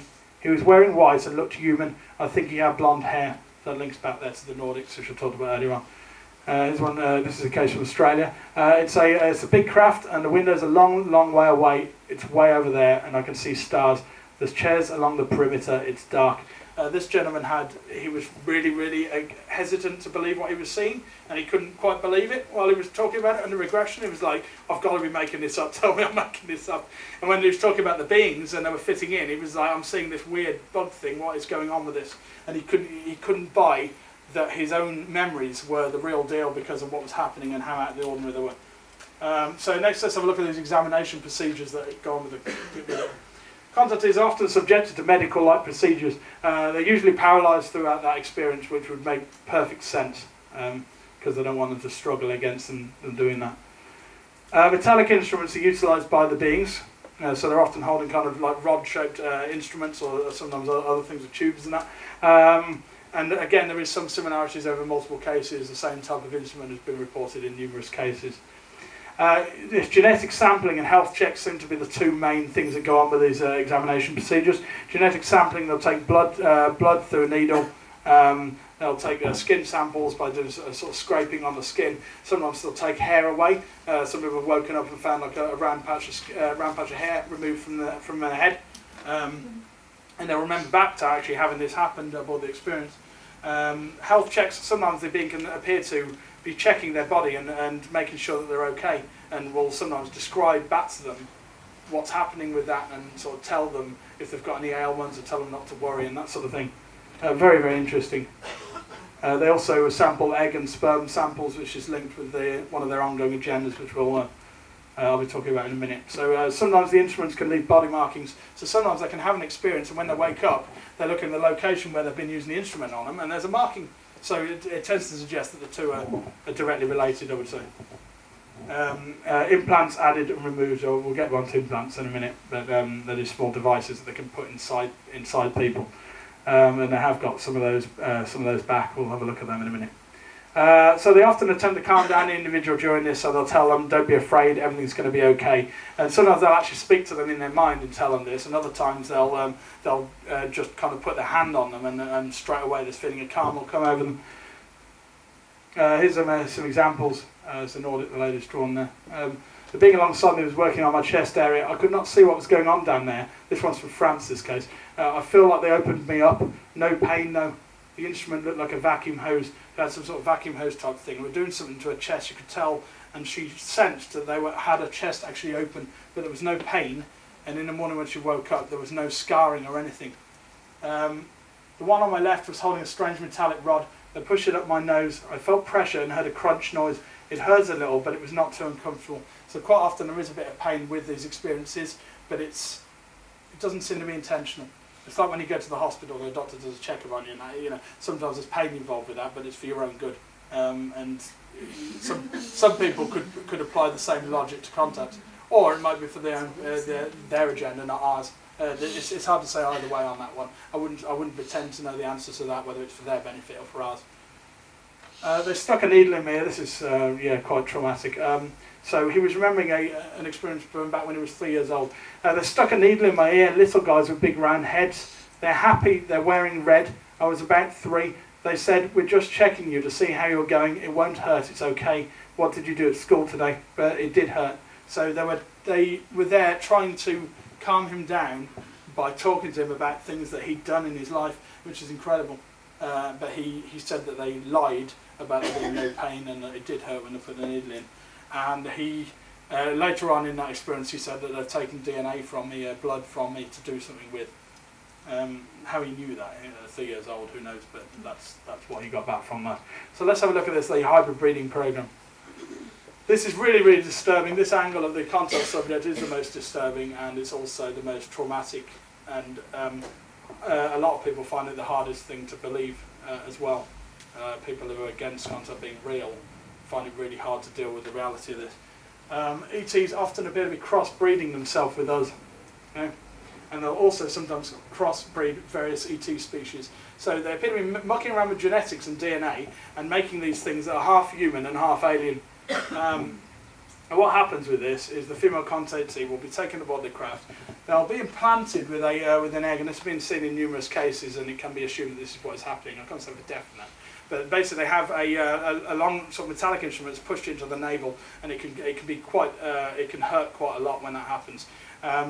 And they will then actually have a baby inside them that starts developing an embryo. At a certain stage of the development, for whatever reason, the start of the development needs to happen inside the contactee. At a certain stage of development, the embryo is taken out of them, and I've looked into numerous cases where they actually report having the fetus or the embryo removed from their body. Now, how this is done, they don't slice them open or anything. It's just it kind of comes up. They go into a light, and they're able to kind of take the baby out of them without any pain or anything, which again is really, really bizarre. But it's just been that's what they report seeing. The baby then continues to develop aboard the craft. Lots of times I do see babies inside clear cylinders. Sometimes they're hybrid, sometimes they look completely human, and other times they appear to be a mix. They're at various stages of development. There's even certain cases where people have seen full-grown adults in cylinders as well, like floating in this liquid. Often the ETs, they bring the hybrid to the mother either as a baby or as a child. They're allowed to interact with the baby for a while. It appears to be some kind of bonding ritual. They're getting some sort of emotional feedback from it, establishing a connection between the mother and the baby. And when this happens, the contactee knows, even though it doesn't look fully human, they know it's their baby, and this can be extremely traumatic. And in actual fact, with the case, the lady I spoke with the other month, we did a talk at Birmingham UFO group, and she's had this happen to her, and they brought her this baby. I think I might have a comment in a minute, but believe it's the most traumatic thing I've had to deal with in me as a ufologist. We regressed her, and she just had this proper full-on emotional outburst. She's got deep trauma from this bringing her this baby, and she knew it was her daughter, and then they took it away from her, and it was horrible to her, you know. And she wants to see her again, so she's treating her like a mother would treat a human baby, even though she had completely black eyes. Don't worry, folks. That's not a photograph of a hybrid before you get all really spooked out by it. That's a mock-up of what these hybrid babies are supposed to look like. Now, of course, the hybrid breeding program, it affects female contactees more than male, but numerous male contactees have reported having sperm extracted, or they'll be mucking around sort of around their groin area and in the thighs, and it's directly linked with this experience. But that's as far as sort of male contactees generally go with the hybrid breeding program. Mostly it's the females. I don't think I've ever dealt with a case where the father has had, because the father isn't the male. It's the mother's side which is human. Father's side is ET, and they link it and they bring it back to the mother, and it happens time and time again. And again, this is not widely publicised stuff. This is not stuff that most people who knew about UFOs without looking in detail. But you get the same experiences reported again and again, and believe me, the trauma is very, very real. So they're still establishing some sort of emotional connection with them. It can be extremely distressing for the contactee.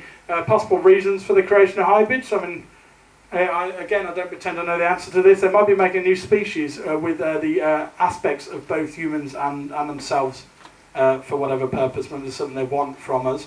Some people theorise that they actually want our soul, if you want to move into more sort of spiritual areas with it, and that they are trying to understand our soul and what makes us us. And that would fit in with the fact that these beings, a lot of the time, they seem quite cold and emotionless.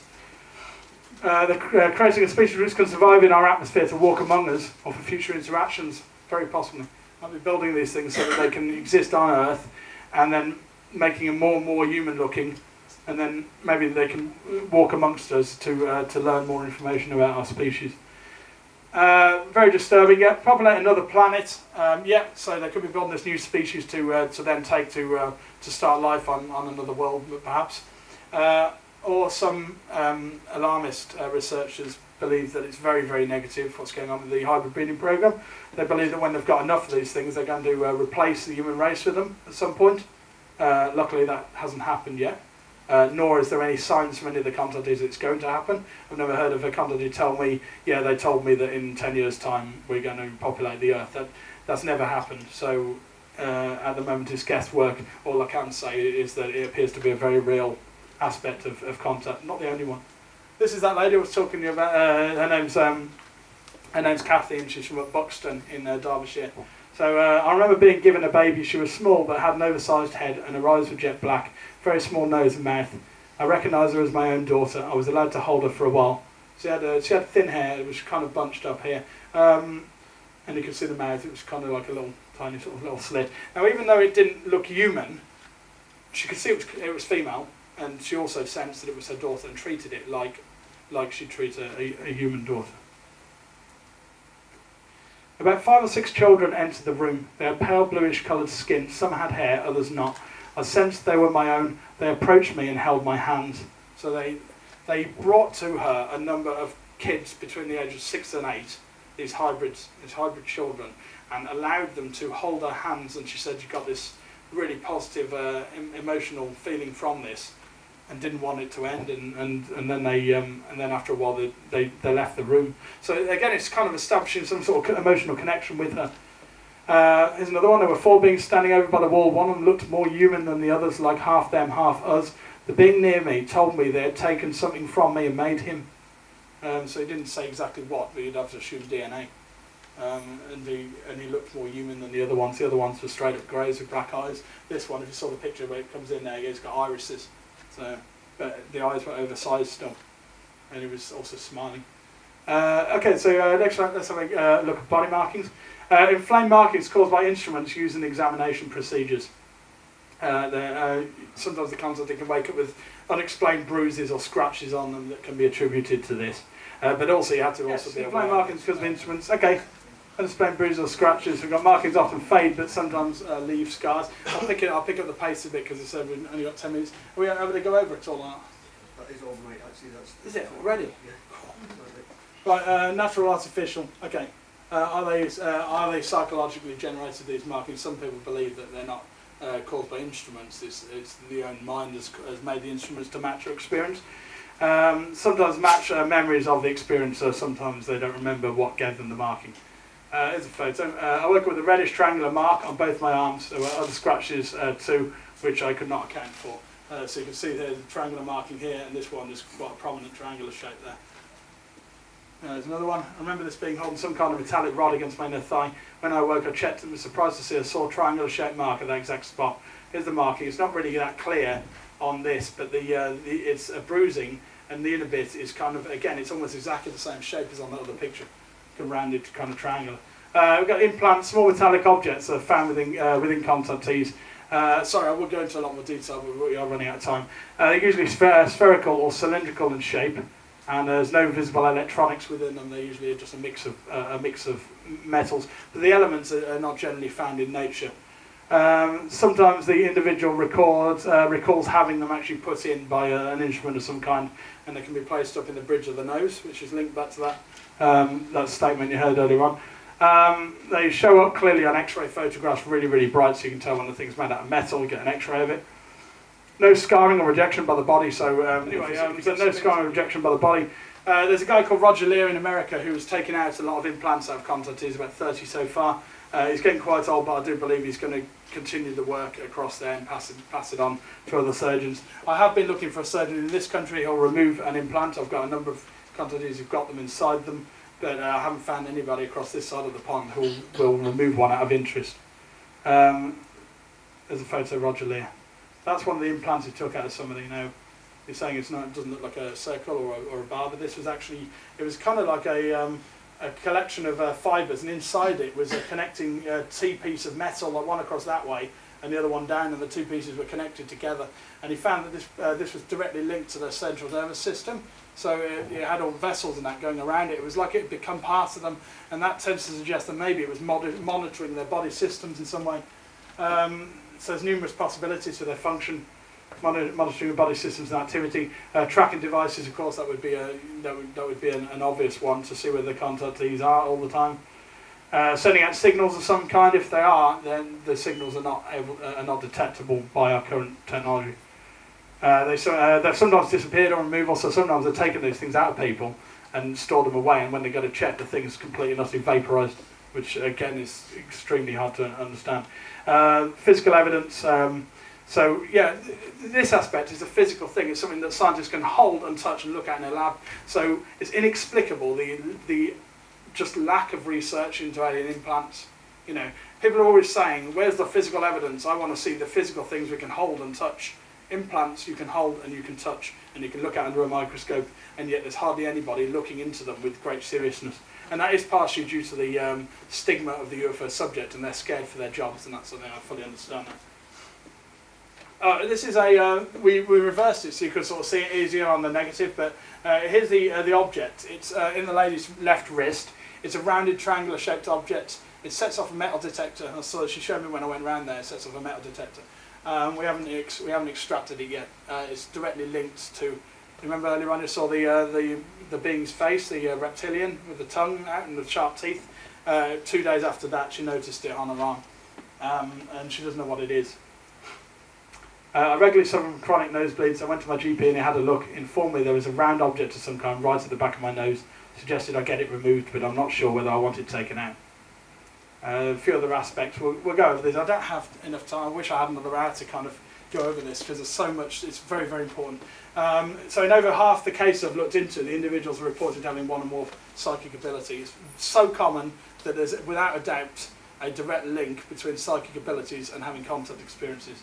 They often have premonitions which then come true, and I don't ask the people, by the way, do you have a psychic ability? They tell me, they come to me and I say, tell me all the unusual things that have happened in your life, and half the time they're like, yeah, I've had premonitions when I was a kid. I used to have dreams that came true, and sometimes they still go on till today, but usually it's in childhood and then it kind of dies down with age. Prediction or mind reading has been told, high intuition, sensitivity to other people's emotions. Is the contact the cause or the result of these abilities? That's an interesting one. Are the beings taking them because they've got these abilities from birth and they're interested in them, or are the psychic abilities that they've got some sort of side effect of having abductions? Very interesting. In the dream, my husband's brother purchased a new car, but soon afterwards he crashed it, hurting himself. When I woke, I told my husband to stop being nasty, but several weeks later his brother did indeed buy a new blue-coloured car, and later the same day accidentally skidded off the road. There's a few other ones. I'll go past them. They're very, very similar. We've got information downloads. So often they receive sudden bursts of information from an unknown source. It can include symbols, mathematical equations, visuals. So they're usually not given instructions on what to do with the information. Sometimes feel compelled to pass it on to other people, but they don't know the reason why. They haven't been told specifically who to pass it on to. This is fascinating, as the case in Derby. The gentleman in this case felt compelled to write 20 pages of some sort of script of some kind. These symbols, it's a language, the symbols repeat, so they're not completely random. And I've looked into 2 other cases where I've matched up the symbols with other cases from contactees. There's one that's apparently from a craft in the 1960s and that. And this gentleman had no idea about contact. He didn't have an interest in the subject of UFOs, yet he's drawn the same writing, which for me is very, very strong evidence. Picked up a pen and started to write. It was automatic, the writing just came out, it just went, started drawing lines and lines and lines of it. And this happened over a number of times, about 4 or 5 times, over a period of weeks, and then it just stopped dead halfway along one page, just like bang, kind of reached the end of where it come to, and it's went, and that was it. And I've got scans on the website of all the pages. I've been told this is some kind of energy device for manipulating DNA. You can clearly see a DNA strand at the base of the picture. As to what it does, I have no idea at present, so she felt compelled to draw this picture of some sort of device changing DNA into something else. Really, really interesting. Contactees often have electrical disturbances, lights flicker, blow, devices often turn on and off in their presence, and TVs switch channels, that sort of thing. Is it caused of some sort of energy field around the individual? Possibly. If it is, it's not detectable again. Perhaps it's some sort of sudden outburst of energy, which most of the time is inherent in them, and it's not detectable, and then at certain times it will sort of come out of them. As I walk under the street light suddenly went off, I thought it was just coincidence, but the same thing happened to the following 2 lights. Both I and my uncle were more than a little spooked. Briskly made our way home. We are almost coming up to it, but in over 85% of my cases, again, very, very strong. 85% reported other paranormal activity in the house. That's far too common for it not to be directly linked with contact. After effects, numerous after effects, extreme tiredness, we've got there. Feelings of pregnancy directly linked to the hybrid breeding program. Nosebleeds, sometimes linked to implants, not always. Fear of going to sleep and other phobias. I can talk about that. Any of you want to know about the phobias and that in more depth, come and speak to me at any point today. Anxiety attacks and depression, very, very real. They can have panic attacks for many years after the experiences. Flashbacks and nightmares of the experience. Right, so let's have a look at the alternative explanations. So a number of possible explanations for what is happening have been put forward. Made up stories and hoaxes. Okay, this one is closed off in most people's views, including skeptics.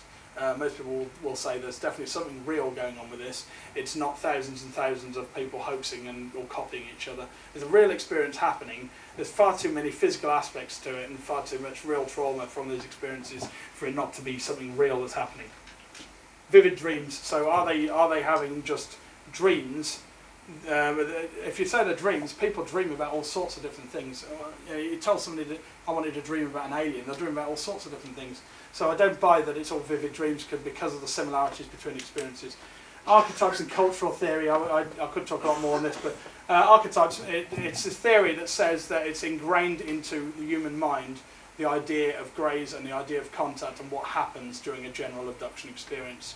And because of that, because of the media, because of the portrayal of the subject over the years, X-Files, etc., people are all capable of having an experience based on this. You see that falls apart really because everybody knows all about pirates, yeah? Everybody knows all about pirates, don't they? It's in Pirates of the Caribbean, you've seen pictures of pirates, drawings of pirates. There's hardly anybody has an experience where they actually think they are a pirate or saw pirates and think that it's any more than just a dream. So you apply the same logic to the UFO field and where do you get? It doesn't make sense. So sleep paralysis and hypnagogia, we'll go, this one's quite good, this bit actually, Paul, so I've got a few more minutes here. So contact versus sleep paralysis. The main explanation given by skeptics for contact not being a real thing is that it's a mix of sleep paralysis mixed with hypnagogic images and hallucinations, okay? So some researchers claim they can be fully explained by sleep paralysis, not mentioning any names, Chris French and Susan Blackmore. Certain similarities between the two. There are certain aspects that occur in both, I won't deny that at all.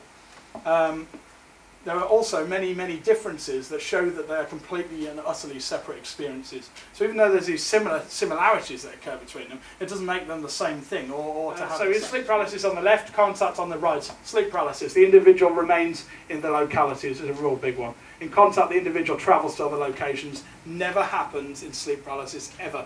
Okay? they'll be in their bedroom, they'll have an experience where they might see beings, but they won't go off to another location. Only occurs when the individual is sleeping or in a state of heavy fatigue. With contact, it can occur when the individual is fully awake, driving a vehicle or outside. So it's not always just in the bedroom when they're on the verge of sleep. In sleep paralysis, obviously, they're always paralysed. When the individual starts to be able to move, all the hallucinations end immediately, and the whole room goes back to normal. In contact, sometimes the individual can move freely and even explore the environment. That's physically impossible with sleep paralysis. In sleep paralysis, there's only ever one type of entity seen with any one experience. So even though you get similarities between certain sleep paralysis, they don't see more than one type of entity in their experience. In contact, you can have multiple entity types seen by somebody, so they can see some greys and a Nordic working with them, as I mentioned earlier on. Interaction with entities never involves examination procedures. It usually involves them choking the individual or trying to cut their air supply off. It's the brain coming up with an explanation for why the body can't move. And I forgot to mention sleep paralysis occurs because your body shuts down and stops you acting out your dreams at night. So if you're, otherwise we'd all be running around, thinking we're shooting people and that sort of thing. Whatever you were dreaming about, you'd act it out. So to do that, your muscles shut down. And what happens with sleep paralysis is you can come out of that state and find you can't move at all. And it's very, very terrifying. So the individual can experience complex examination procedures with contact. It's always viewed as negative or neutral in sleep paralysis. Usually negative. It's usually extremely terrifying, almost like a horror film or something. Sometimes they're neutral to it. In contact, you can have positive experiences where the person senses kindness from the beings, not frightened by them at all, feels a deep connection with them. Doesn't happen in sleep paralysis. Full recollection of experience in sleep paralysis, always they remember it from start to finish. There's no gaps in their memory. With contact, as you've well learned to do in this lecture, there's often missing or fragmented memories. Those differences are there's so many of those differences that anybody that tells you that the two are the same thing is talking nonsense straight up. So the evidence for contact, so we'll just briefly go over this. The sincerity of the individuals. When I talk with people, most of the time I don't believe that they're fabricating their experience. The similarity of the experiences, so again, as you've seen today, there's lots and lots of cases from all around the world. People are seeing reporting the same things. The beings encountered in these experiences match up with cases that don't involve contact, such as UFO crash retrieval cases. They talk about pulling dead greys or even live greys out of craft, and then people in contact experiences see greys. So it tends to suggest that they're physical entities, and it's all wrapped up. It's all part of one big puzzle. You've got body markings and implants, the physical aspects, we've already gone over those. Physical disappearances as well. Sometimes people can be completely missing from their location, and the person will be like, I woke up in the middle of the night, my husband was missing, and then an hour later, randomly, inexplicably, he's just back there, either walks out the bathroom or whatever, and he has no recollection of where he's been. You've got specific case evidence in certain cases. Travis Walton, I mentioned, in that case, him and 6 of his friends all took a lie detector test and all passed it as to the experience occurring. So, I mean, the chance of that happening at all by randomness is just infinitesimally small, I would say. It also makes logical sense. If the beings are here and they've been here for a long, long time, it's very unlikely they would just be flying around our skies, minding their own business, and not doing anything or interacting with the planet in any way. What's happening with contact shows us that there's some sort of interaction, an ongoing program that's been going on for many, many years, will likely go on for a long time to come. The origins, I would have gone over this for a lot more, but we're out of time. If we assume they're real, where have they come from? Are they extraterrestrial? That's what I personally believe, and there's evidence to back up a lot of these in the red right. Are they extra-dimensional? From another dimension rather from elsewhere in the universe? Are there time travelers? Are there something that's been sent back by future humans to either collect genetic samples or investigate the past? Are there indigenous species? Have they always existed here alongside us, and for whatever reason choose to remain in the background while humans take over and destroy the planet? Are there some sort of secret experiment? Is it very, very unlikely, but is it some sort of secret experiment? Are they grown in labs by some sort of secret government group? I couldn't put it totally out of the question, but it's just, let's just say it's pretty remote that it's that. Or if you want to take a more spiritual angle, are they what is reported in the Bible as being angels or even demons? Or are they all of the above? Are they a mix? Or are they some or all of these things going on at once? Are we being visited by people from other dimensions? And time travelers and extraterrestrial beings. I don't have the answer for that. My personal view is that they're extraterrestrial and have the ability to shift dimensions. So they've got a high level of technology that allows them to do that. But there are other cases which back up those other theories. So in conclusion then, and I do apologise for the rush towards the end of the lecture, guys. I feel that the weight of evidence pointing towards the reality of contact is absolutely overwhelming. I believe that we've been visited by numerous species, probably of extraterrestrial origin. I won't put it 100% on that, because the beings themselves might even be lying. They could tell somebody from another planet. They could be making that up to cover what they're really up to and where they're really from. These species appear to be interacting with the human race on a regular basis. This interaction has been going on for a long time and is likely to continue for many years to come.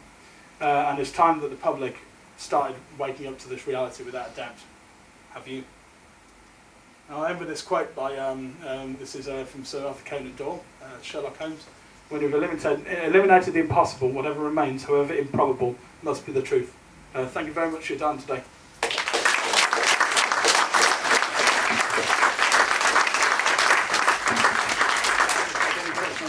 From you on anything you've heard today, anything else you've heard about, any other cases you might have heard about, UFOs in general, my wedding in Area 51, whatever you want to talk about. So go for it. Yep, Andrew. I just wondered, one thing you hadn't brought up was the military involvement. Yes. Have you spoken to your military personnel, or what are your thoughts on that? Yeah. The reason why I left that out is because, as I said towards the start, there's so many aspects to the contact subject, and any one aspect I could have talked about for hours on, and I've tried to kind of do a good summary of the main things that are most often reported. Yeah, what Andrew was talking about is something called, commonly referred to as MILABs, military abductions. This is where people claim to have seen people in military-type uniform alongside working with extraterrestrials, and I have dealt with a number of cases like that, both from the UK and from abroad. It tends to be more common in America for whatever reason, but then a lot of the reality of this seems to be America-based. I believe that America have found out more about the reality of what's going on with this subject than other countries, and other countries are possibly waiting for America to come forward and disclose before they kind of follow suit, holding back from that for that reason. So yeah, I've dealt with there's even a case from Droitwich from nearby where somebody they remember waking up in the middle of the night and there being some sort of guy in military uniform in the room, and then they only got fragmented memories, but they remember lying down on some sort of table. It was dark around and there was a light shining down on them. There was this military guy who they'd seen in the bedroom, and there was two greys alongside him, which tends to suggest that, well, you could say maybe one of the beings had put on a screen memory to make it look like a military guy. But you have to ask yourself why would they do that, and why not do it for all the beings there present? Why would you have some that had done that and other ones not? And no, there is quite a good number of cases that tend to support the idea that certain groups within the military are well aware of this and are working alongside these beings to common agendas, and that is an extremely disturbing angle. If you think that there's people here that are not only allowing this to happen, but are going along with what they're doing here to whatever gains, that's really, and very obviously it's quite a lot for people to cope with. Okay, any more questions? Yes, we'll start here. Rods, yes, yeah. Okay, so what this gentleman's talking about, rods are these kind of long, kind of sort of stick things that are seen on photographs, and they've got this kind of arcing kind of wave along them, and some people have theorised that they're kind of living animals. There's some videos that seem to show a lot of them all spinning around and flying different directions. There's also videos from space, from the space shuttle, where they've been seen, believe it or not, which is really odd, inside the space shuttle bay doors. I personally, from the evidence that I've seen, I personally think that these are a camera artifact, and it's an insect flying past the camera fast, and the slow shutter speed can't cope with that, so it stretches out the insect into a long line, and the wavy patterns going down are its wings flapping, and because it's caught it in multiple frames, it comes out like this wavy pattern. I've seen some researchers who've looked into that in more depth and don't believe that, and believe that they are actual biological animals. If they are biological, it makes you wonder, well, if they die, do they vaporise? Why haven't we got any dead rods lying around on the ground? you know, or you could capture some. And they did actually try capturing some actually, and there was this. There was a number of videos that I believe this took place in Peru or something. There was a big cave, a big underground cave, and there were lots of videos showing these rods. So they decided to set up a kind of trap type thing to actually catch rods inside it. They couldn't catch them when they went in. There was nothing there. So so that would tend to support the fact, you know, the idea that it was just an insect. But I don't know for definite anymore on that. I wouldn't put the money on them being a sort of alien species living alongside us. Next. Do you think we'll get disclosure soon? No, not really. I know it's what everybody wants, and everybody wants that full disclosure. If enough of the public open their eyes to the subject, look to the evidence and start to press for change in government, and actually start to push and get the information out, then yes, I think that maybe it would happen if they were pressurised enough. The sad fact is that there's just not enough people who are treating this subject with the seriousness that it deserves.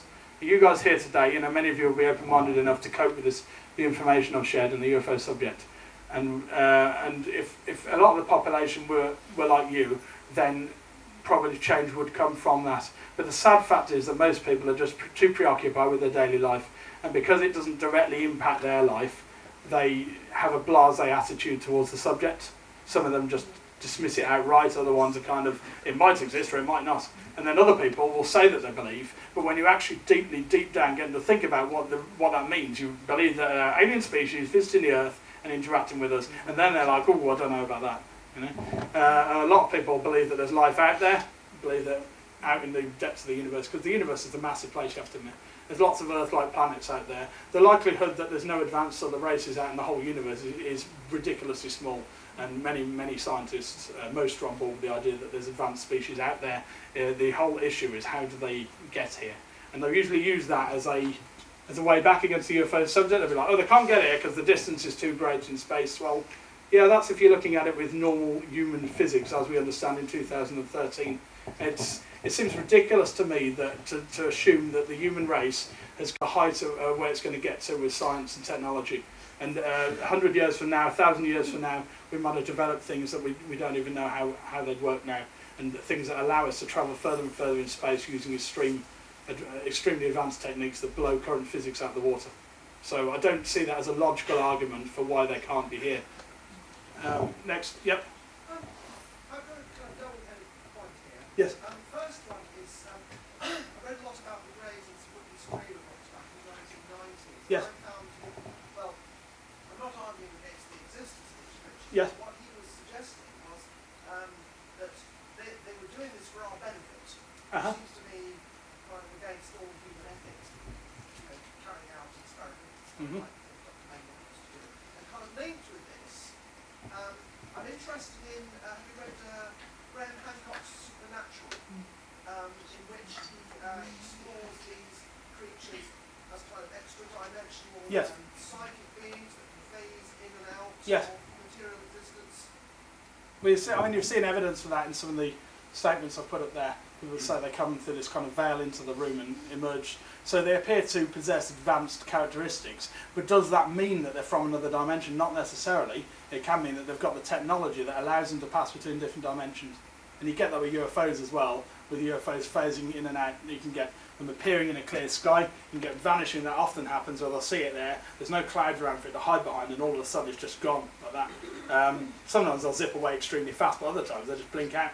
And that's been seen so many times that shows they've got the ability. Does that show that they're going to another dimension? No, it might be that they've got high stealth technology that allows them to go outside the visible spectrum. We're already working with that. The military already developed ways of hiding tanks from a certain angle to make it look like the tank's not there, and it reflects. So if you take that with an advanced species, possibly billions of years ahead of us in evolution, and they could easily possess the intelligence to move in and out of visual light spectrum. Yes.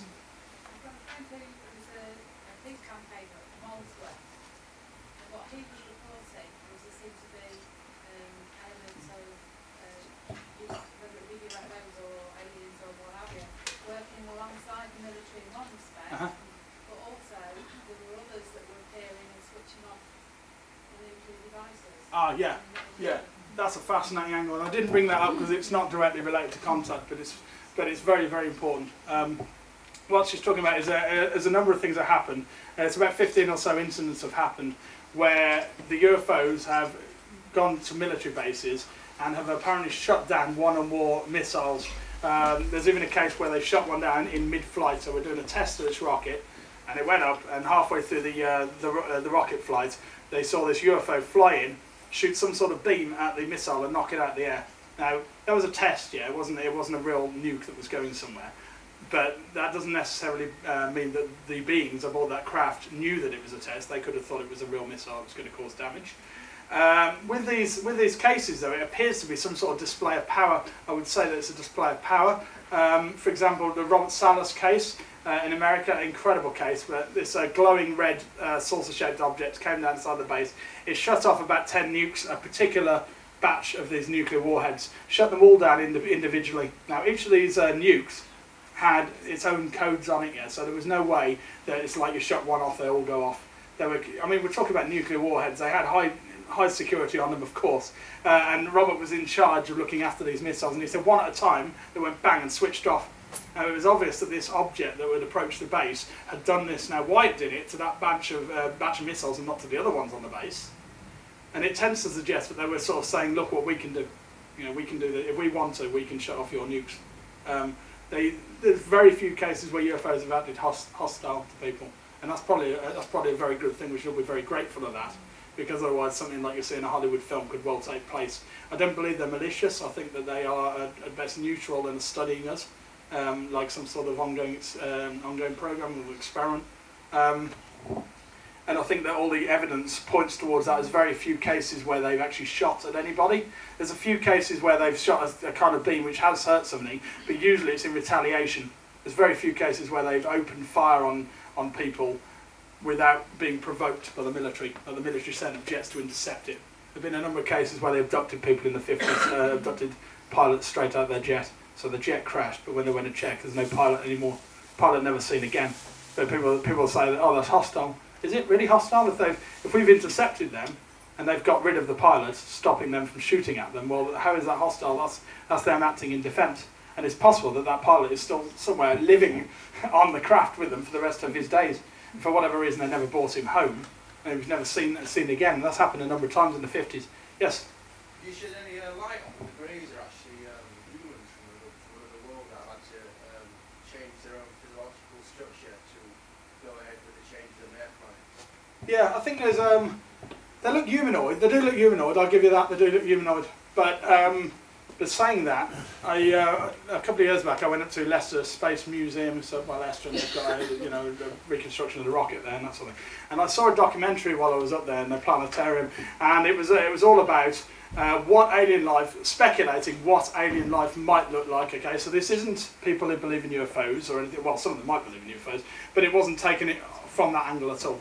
It was taking it from the angle that they got a bunch of scientists together who were evolutionary biologists, and they knew about how species change over time, and they got them to design what they thought an advanced alien race would end up looking like after years and years of evolution, and pretty much what they'd drawn without realising it was a grey.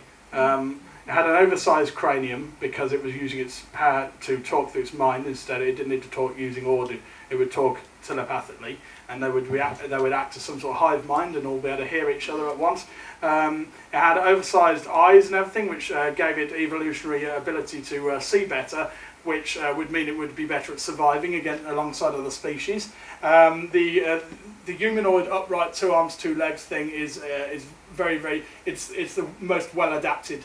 And this isn't from me. This is from evolutionary biologists. They said an advanced species would end up being bipedal, as we are. So basically, what they drew, it wasn't exactly like a grey, but it had characteristics of a grey, and I was like, and I saw it, and I was like, drawn a grey, without even realising it or without trying to link it into the UFO subject. So that's coming from a totally outside source. It's possible. It's certainly possible. I wouldn't say it was humans who've gone off world. I'd say that the not greys. I think that they're too different to people. Nordics, on the other hand, are extremely human, and there's got to be some reason for why they look just like us. I think that it's possible that they are people that have left the Earth a long time ago and are now coming back. But I think it's probably more likely that it's some kind of experiment. We look like them because we are them to an extent. and that they're studying how we develop on this planet as a species, possibly manipulating our DNA. This is all really big stuff, and I don't claim to have the answers to this. It's just I'm just speculating what could be going on with it. Yes. It's a little bit again to sort of like Sarah's question. Yes. I believe that these aliens are actually helping with the chemtrails, and have actually some of the underground bases. Yes. They've actually wiped out. Yes. And that was sort of like confirmed with David Wilcox. Mhm. There's another David, I can't think of his last name at the minute, who's over here, and he's been doing work. Right. And they seem to have been sort of taking out these bases and Interesting. helping with the chemtrails. Yes. Are these bases military-owned bases, or Yes. yeah, apparently taking them out? Yes, taking them out because of the power of what, apparently what they was going to do to the people. Right. You know, so apparently they took them out, and it was confirmed with David Wilcox on one of his programs. He seemed to confirm that. Very interesting. I certainly believe that there's installations on this planet that have got underground bases, and it's likely that some of them have living and certainly dead ETs on. And I'm not talking about Area 51. Area 51 did have ETs back in the 40s, where they took the Roswell craft, widely reported, and I'd buy the evidence for that. I believe they took the craft there and had the dead ETs there. They had a live one there for a number of years that survived. But I believe it's probably moved off away from that base now due to the public's... the public are all, Area 51, Area 51, it's all there, it's all going on, I'm going to find out. There's probably nothing there now. If you walked into there, you'd probably find a top secret military base where they're developing stealth aircraft and the Aurora projects and that sort of thing. But human-based things, you know, I believe that if there was any alien tech there, it's probably moved off elsewhere now. It would make sense for them to move it elsewhere and to continue developing it out of the prying eyes of the public or people trying to step over the line. Any of you saw that program the other month where the group of them stepped over the line? They actually tried to see what would happen if you trod over the line at Area 51 with a TV camera, and immediately the guard held them down at gunpoint for about 5 hours until the police turned up. Which is a great story to tell your friends down the pub, I suppose, but also quite frightening, I'm sure, at the time. Yeah, they mean business with Area 51. When I went out there for our wedding, they were up on the hill in a little jeep, and they were eyeing us through binoculars, and my wife didn't want to go in. She didn't want to get out the minibus. She was too frightened because it was like, they're watching me. I really don't like that. We got to about 100 yards from the gate, from the line, and they said that we don't get any closer than that, and if we do, they can send out choppers and things like that from the base. We also had on the way down to the road to the edge of the base, this white pickup truck. Saw it in the rear view mirror. Larry Warren's like, yeah, that's them. That's one of the, you know. And before it got to us, I was like, there's a vehicle coming, and Larry was like, it's a white pickup truck, isn't it? And I'm like, yeah, it's a white pickup truck. He's like, yeah, that's them. That's guys off the base checking out what's going on with our vehicle, who we are. And when you get near, you can see all these microphones hidden in the cactuses and things. They can hear what you're saying from about 5 miles out from the base. So we started singing Bohemian Rhapsody. So they all picked up that at the base. Okay, next, yes. Sorry? Canadian Defence Minister. Yes. A few weeks ago. Yes. You see that? I haven't seen the thing that happened recently with him. Has he released recent information? A few weeks ago. Yeah. Sorry, a few weeks ago. Right. What information did he release? There were 4 species living among us. That's what he was saying. Yeah. Yeah. I mean, you do get this with certain people will come out and actually Canadian minister. Yeah. Is this Paul Hellier you're talking about or not? Yeah. You are talking about Paul Hellier, yeah?